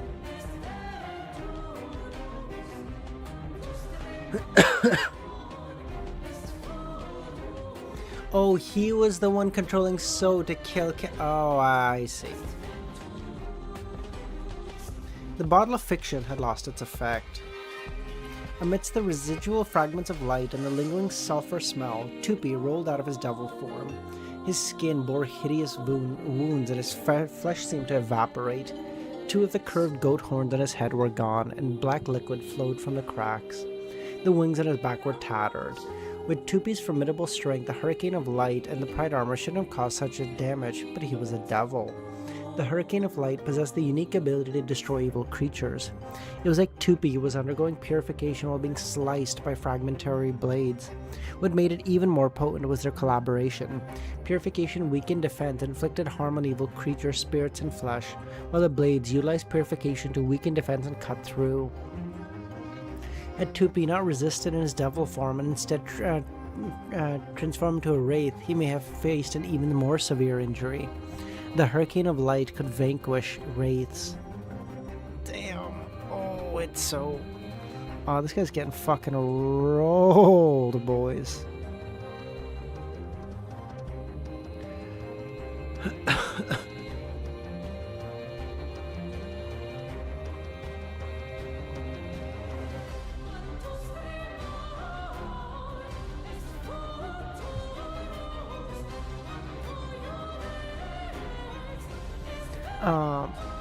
Despite being injured, 2B was still capable of combat. Suppressing his tyrannical and bloodthirsty emotions, realizing he had escaped the seal, he prepared to become a wraith and escape.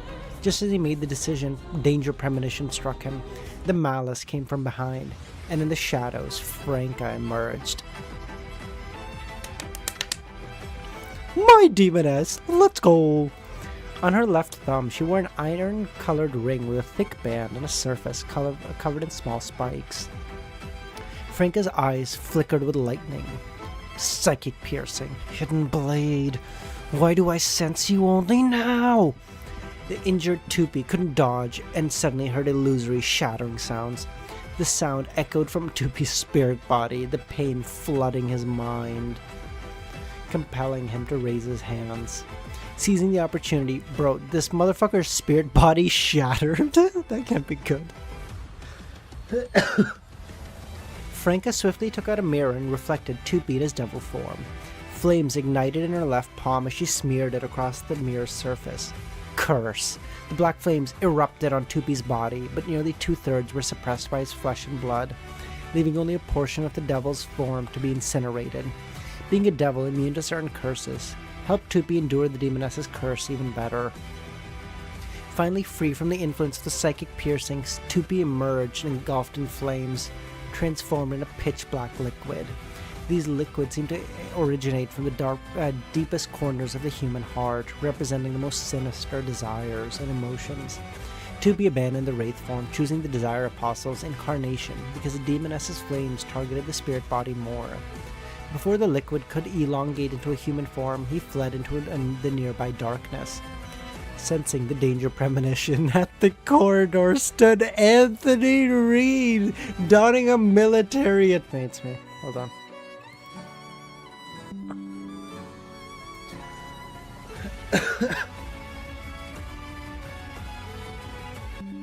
Okay, I think we're back. Sorry, guys. Yeah, it's not you, Kami. It's not you, Chris. It's me. The fucking... Dude, the good old... The big four. The big four coming in clutch. Let's go.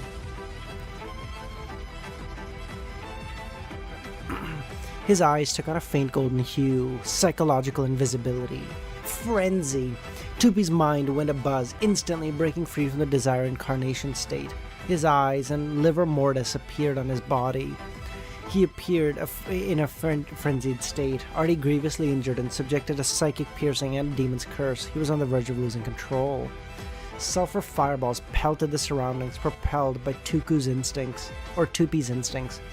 Franca's form shattered into mirror fragments, while Anthony's body sprouted grayish-white dragon scales. Using up Franca's mirror substitution, LEMMiNO teleported behind Tupi, having already unleashed the... Alright, okay, now we should be fine now. We should be fine now. I'm sorry, it won't happen again now.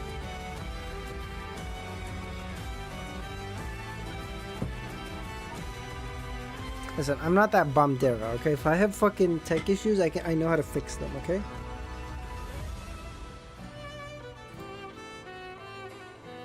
Okay. Having endured the sulfur flames and the blast impact, LEMMiNO was focused on the oblivious, frenzied Tupi. He harumphed. Two beams of light shot out from his nose, hitting what appeared to be Hisoka.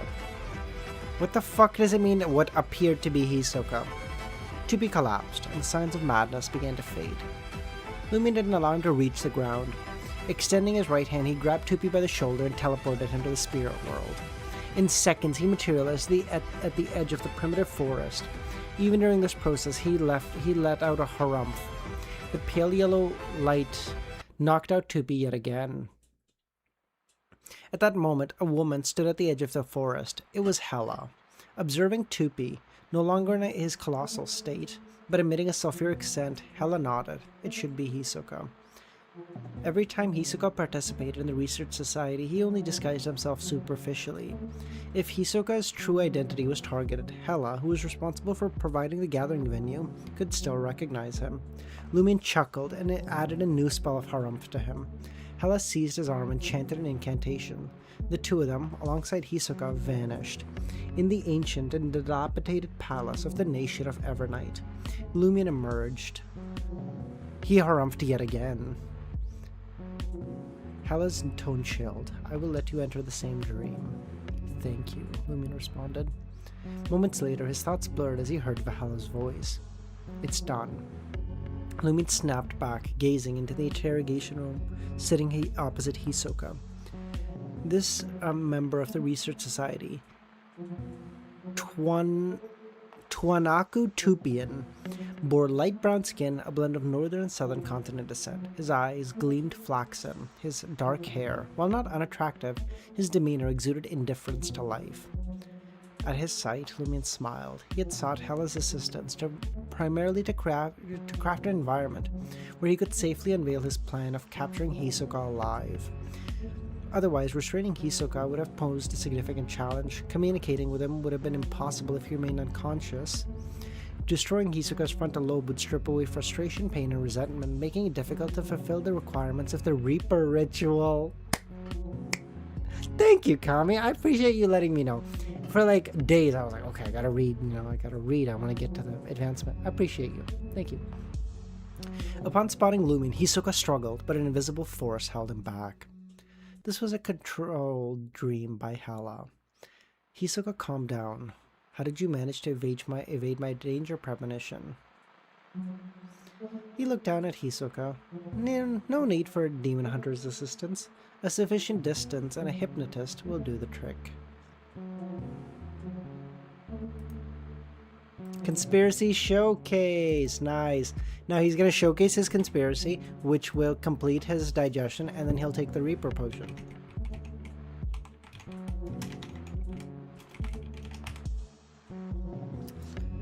The next step is the hardest, LEMMiNO. Once you can get through that, you can beat Medici, okay? He was always kind of a bum anyway. Nah, that's not. I like Medici. Sufficient distance and a hypnotist. Kami, do you mind switching to the other one? The fucking cicada one, and just putting that on loop? I like that one right now. I think that one's better. Thank you. LEMMiNO's distance and a sufficient distance and a hypnotist, LEMMiNO thought. Do you think that, apart from the demon hunters and high-ranking level beyonders with the corresponding pathways, devils mainly get killed based on chance encounters in battle? Hisoka regarded LEMMiNO with indifference. LEMMiNO pulled up a chair and sat down. I've read a mysticism book about devils. It's filled with numerous cases of hunting devils. It is clear that beyonders of most pathways rely on chance encounters to kill devils. You think so? The more uncovering stuff? Okay, you can put that one on. Okay, you go on. No, I trust you more. I trust you. Go on. That's what I believed back then. However, when I revisited the detailed descriptions, I found a contradiction. This is how a mysticism book describes your danger premonition. Danger premonition, also known as malicious perception. If an enemy can soon cause lethal harm to a devil and takes clear action to do so, a devil can sense the danger in advance and grasp the source. They can target it, kill it, take revenge, or escape, but it is impossible to know the details of the plan. Different devils have different intuition ranges, from a few minutes to a day, from a few kilometers to as wide as a city. What is the contradiction between this and a battle encounter? Hisoka asked. According to this, devils can indeed sense a battle encounter. For example, even though I only intended to have a cup of coffee today, and suddenly encountered a devil and had no choice but to kill him, for that devil, it's literal. He should have sensed that my coffee drinking at the cafe would pose a danger to him. But that's not the case in reality, is it? Growing out your hair, Unc? Yes, sir. Bro, you realize this now? You really don't show... This is my fucking mod. I haven't cut my hair this fucking year. This motherfucker realizes it nearly at the halfway mark of the year. This is my mod. Why the fuck are you modded?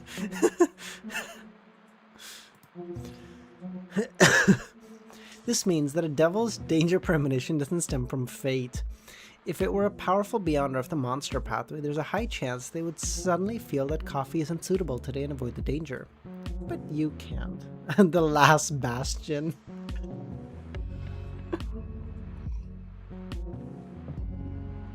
Once, a high-ranking demon enlightened me about the concept of the Abyss. According to its perceptive, the Abyss holds two dimensions. The first physical, with an entrance hidden somewhere in the real world, with an entrance, and the other is in the mind, with an entrance nestled in everyone's heart. Considering this, I believed we might need to tweak the foundation of a devil's danger premonition. It kicks in only when an adversary has a well-defined plan capable of inflicting fatal harm on a devil soon. That's how you sense it. Got it. A more distinct thought process or intent. Lumin adopted the cadence of Madam Magician to taunt Hisoka. In the beginning, there was nothing. Then God said, "Let there be light." No, I'm sorry, my pre-programming kicked in. Hold on, I'm sorry. In the beginning, I probed bit by bit and investigated step by step. When I stumbled upon crucial information, I purposely skirted around it, leaving me in the dark about who I was dealing with. In simpler terms, I didn't have clear intentions or thoughts, and there was no effective plan to cause you harm. Everything was vague, chaotic, and uncommitted, ensuring you couldn't sense the danger. But your position alerted you when I delved into the serial murder case. Since then, you've been using a Wraith's ability and the patrol team members under your control to keep an eye, right? Hisoka listened closely. After figuring out that you were hiding in the patrol team as a zombie, I resisted my urge and tried my best not to dwell on it. When I returned to the hotel, I teleported to Trier. At that distance, you wouldn't sense my plan. After coming up with a preliminary plan, I went to Hidden Blade and had my two other companions to discuss the plan. It was just past 7 Trier time. The next move involved assigning tasks. Each of us had a role to play. We underwent a hypnotism, erasing our true purpose from memory. Only when a devil like you emerged would we recall it. The mission was to use teleportation to make it seem like I left, only to return stealthily using shadow concealment. I trailed the member I interacted with, believing that I was checking if there was anything problematic with him. Hidden Blade's mission was to tail me, providing necessary vigilance and support. If I activated the Bottle of Fiction ability, she'd preemptively don the Ring of Punishment and lie in wait. The reason for her ambush eluded her until she laid eyes on you. With her prowess and intelligence, she knew what to do. The Hypnotist mission involved using psychological invisibility to wander the vicinity. Just aimlessly wander. As for the other demoness, her duty was to monitor the patrol team and promptly report any issues to the authorities. Before your arrival, she too was unaware of the real reason, simply thinking we had plans involving the patrol team. Before the hypnotism wore off, none of us had any intention of confronting you. None of our actions could pose any threat to you, ensuring you couldn't foresee it. This was a premeditated encounter, a clash pitting you against multiple adversaries. With that, Lumin heard a shattering sound. He had fully digested his conspirer potion. He also felt Hisoka's gaze growing, vexation, gnawing at his heart. Lumin smiled, leaned forward an inch away from Hisoka. Your biggest mistake was not leaving the port ahead of time and sticking with the patrol team. Why did you think I couldn't track you down? How do you know I enjoy Firma coffee without sugar? Hisoka asked. My sister always said that wherever you go, you leave a trace. And I'm an expert at finding traces. Roselle must have said something similar, but you know what I mean. Why were you so sure I'd kill Kolobo? I don't know. Didn't I mention that I had a demoness monitoring the patrol team? Hidden Blade and I believe that if you chose to escape, you'll definitely do something to vent your murderous desires. Or something might happen to you, considering your devil and prisoner pathways. And since you want to kill someone, it's either a patrol team member who traded with me, or Camus. It's either at the coffee shop, or in the office. You took the gamble of staying in the port and the patrol team because you wanted to seize the opportunity to kill me. Under the watchful eyes of the Tarot Club and the Research Society, finding a chance to eliminate a promising young man and escape unscathed would satisfy your twisted mind, huh? Hisoka licked his lips unconsciously, or subconsciously. I planned to bide my time, waiting for your patience to wear thin an opportune moment. But it seemed you didn't seek the assistance of the demigods. You only reached out to Hela. I should have struck last night. Hisoka didn't conceal his frustration. Waiting for an opportunity, you're quite confident in concealing your abilities, unafraid of normal investigation? Is it because the higher-ups allowed a sequence 6 of the prisoner pathway to join? Seems there is a significant secret lurking here. LEMMiNO sensed a conspiracy. Is the opportunity you're waiting for connected to the secret? Hisoka maintained his silence. Not willing to share? No problem, let's discuss something. In this operation, I sought only Hela, firstly to guard against the Noise family demons who made contact with you. Secondly, to create an environment for a quiet conversation. At the mention of the Noise family demon, Hisoka's gaze shifted. How do you know? LEMMiNO didn't reply either. I chose Hela because I wanted to capture you alive, relying on my own strength and that of my own companions. Each of us is weaker than you, and each of us is someone you can kill. But as a team, well, you're in a pretty tight spot. Hisoka shattered the armchair, but he couldn't attack LEMMiNO. Observing his bloodshot eyes, LEMMiNO retrieved a golden straw hat and pressed it to his chest and bowed. I'll excuse myself for but a moment, he said. In the next moment, LEMMiNO left the dream.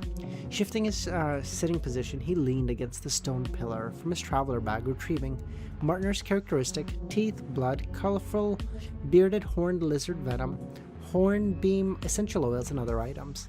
He had genuinely sensed Hisoka's fear, anger, and frustration.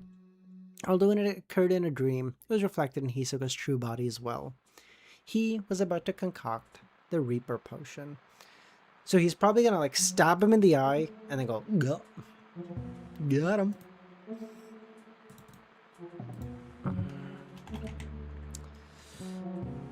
What is it, like 70 more chapters, boys, and then we're done volume 4? We're making pretty good progress. I mean, I had to waste nearly a year. It's gonna be by the time I'm done nearly a year on a book. But hey, we're making pretty good progress. 735? Oh, that's not bad. In the ancient, crumbling palace of the nation of Evernight, LEMMiNO poured Martin's blood into a measuring cylinder and added the unusually sharp, small white bone blade. During this process, he swiftly moved, paying no attention to the bone blade-shaped characteristics slicing his fingers. Instead, he caused crimson flames, helping the wounds contract and preventing the bone blade from entering the potion with his blood.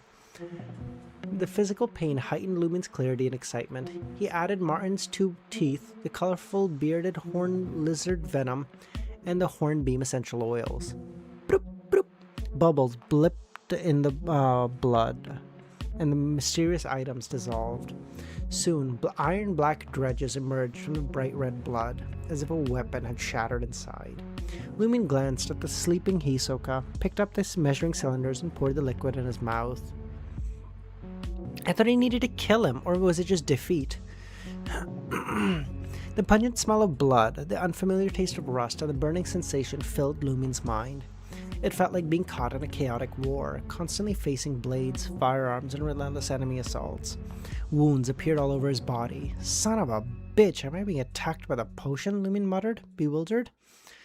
He found himself in a combat with a swarm of adversaries. Fireballs, ravens, blazing spears shattered, tore through or impaled the enemies. After an unknown span of time, LEMMiNO felt his strength waning, his spirit energy on the brink of exhaustion. The accumulated spirituality of an ascetic had long been unleashed.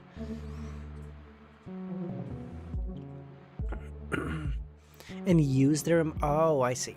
In that moment, a colossal figure materialized before him. Despite LEMMiNO's aura, he sensed the figure's fear. He's afraid of me, LEMMiNO realized, summoning the last shreds of his courage, condensing a blazing white flame and hurling it at the figure.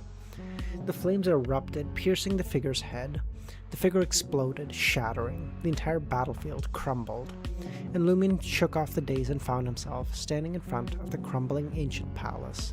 Hisoka still sleeping, Hela standing by his side. Sweat dripped from LEMMiNO's body, bursting into flames. Eventually, the sweat returned to normal. Lumin sighed. His spirituality was recovering, and he had finally become a Reaper. Having completed the ritual of capturing a higher sequence enemy alive and revealing his conspiracy, Lumin consumed the potion and advanced to Sequence 5, a Reaper of the Hunter pathway. Compared to his previous sequence, Reaper bestowed 3 abilities. First, Weakness Investigation allowed Lumin to discern the target's vulnerabilities and weak points in their defenses from a mystical perspective. Second, Cull could be used to infuse any attack to harvest the target's life. Any part struck by Cull was akin to an assault on vital points. If Cull hit a genuine weak point, it could deliver a fatal blow, making it difficult for the target to withstand 3 consecutive attacks. Oh, that's like the same thing the Bone Blade does, or the Bone Flute does, right?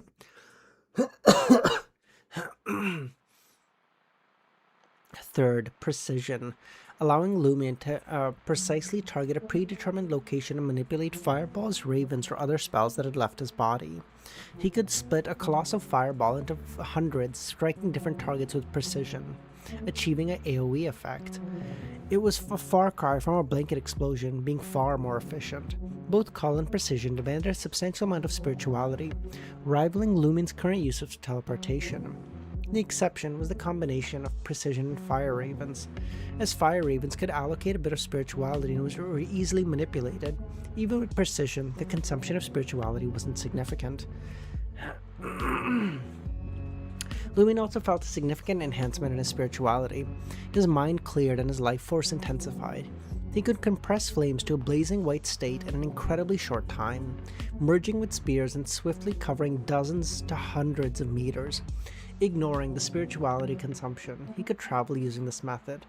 While Lumin's strength and speed and physique had improved, he was still not resilient enough to withstand a bullet. That's crazy that, like, after everything, if you get him at like a bad moment, you could just shoot him and it would work.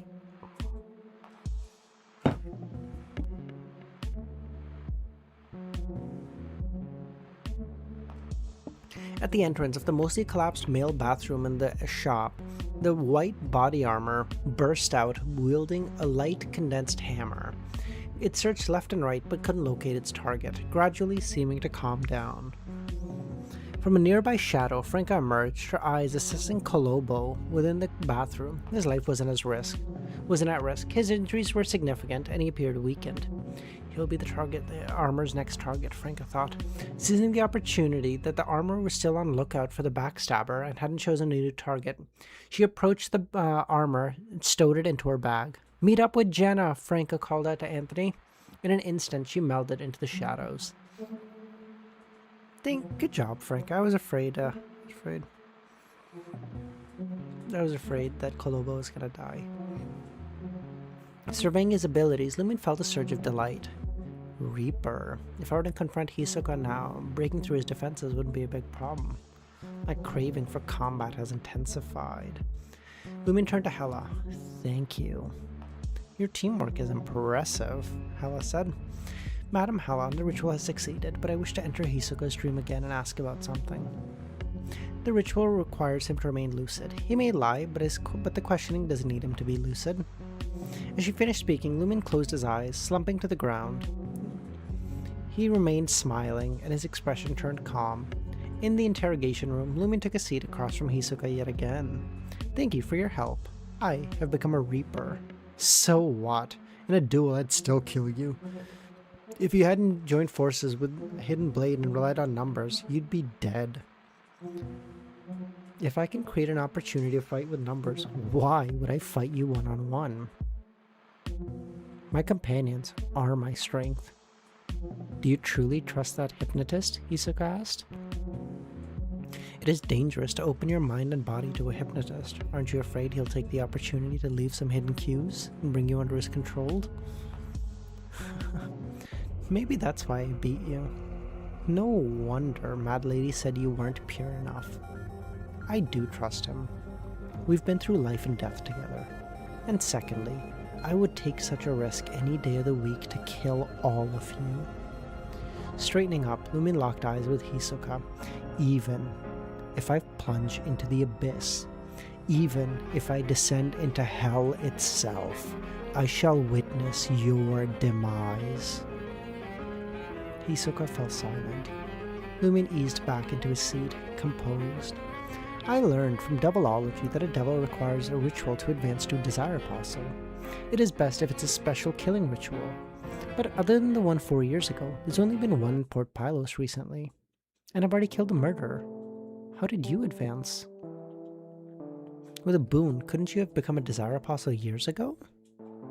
Or with a boon, you couldn't have become a desire apostle 4 years ago, could you?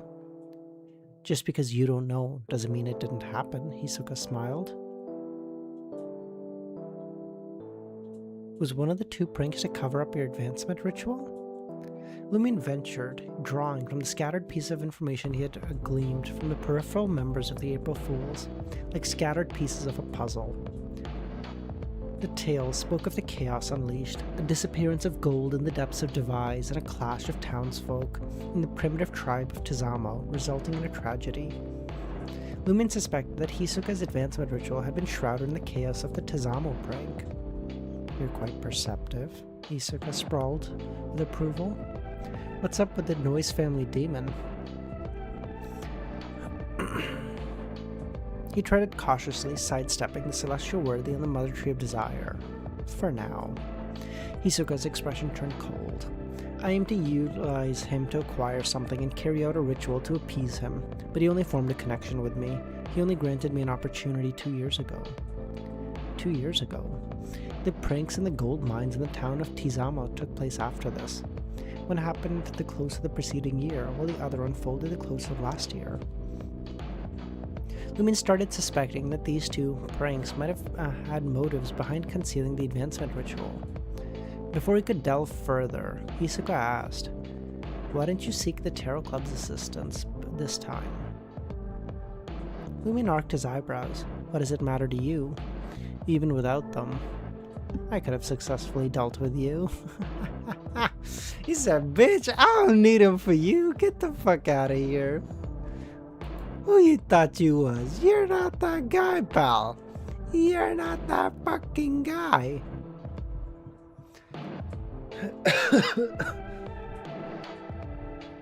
Check artwork? Yep. Give me 1 second.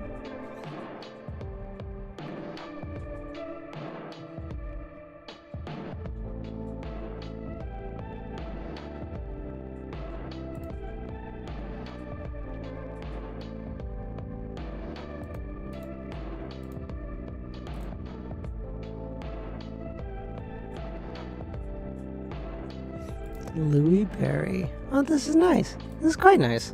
I like this.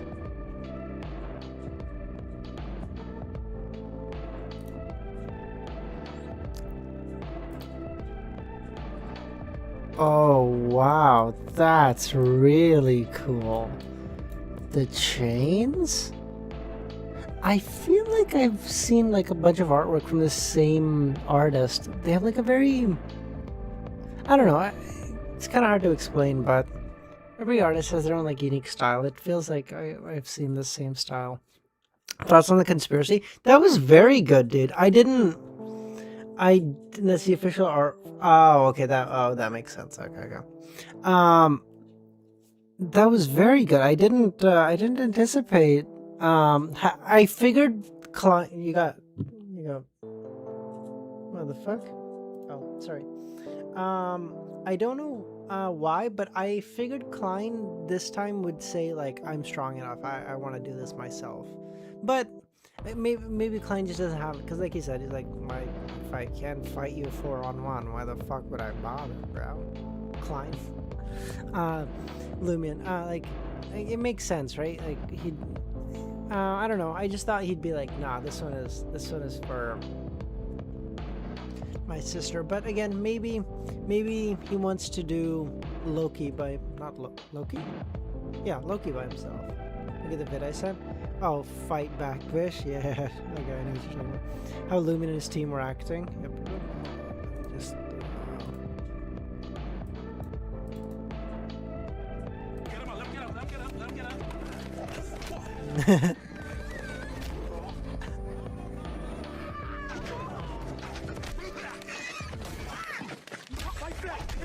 Viper! Viper! Come on! More! Where are you?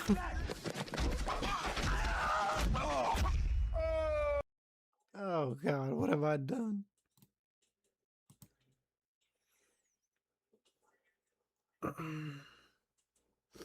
Alright, bro, that was...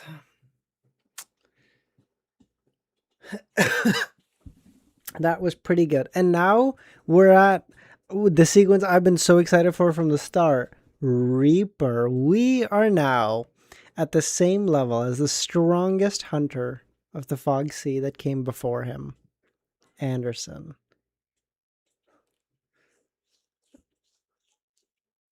Now let's go from here, man. Let's keep going. Bro, I'm losing skin from this heat. Turn on an AC. Turn on a fan. I don't know what to tell you, man. Have you considered not getting so hot? I don't know. I have a fan blasting. The air just heats easily. Oh, is it like one of those leather or leatherette chairs? Dude, if you guys have ever sat in like a really genuinely hot as fuck environment in a fucking what do you call it? In like a leather or leatherette chair. Oh, the way it sticks to you is like the most agonizing. It's like, get the fuck off. Oh, I know what you mean, dude. Oh, I know this. I went to, okay, so we have like, one of my family members is like cut off from our fucking family because they're just like genuinely a piece of shit. And my mom having like a really soft spot a couple years ago, like, no, like maybe, like we're still family. So we went to go visit them. I went with her because like I didn't want her to go alone. So like whatever, we go. I don't like this person. I don't want to be there, but like, okay, it's my mom. I'll go. Fine, whatever. It's like 30 something degrees, and this motherfucker does not fucking turn on their air conditioning in their fucking house. Holy piss. And their fucking couch was made of that material. It was like a leatherette. And I remember sitting there like sweating with the leatherette like sticking to me. And I'm sitting there, I'm like, I don't want to be here. I'm in such a fucking dog shit place. Like, why the fuck am I possibly here? Oh my God. The sheer anger that fucking... Dude. Klein has never felt this level. Lumin has not felt this anger when his sister died in front of him, okay? The anger I felt in that moment, I was about to go fucking Super Saiyan. Holy shit.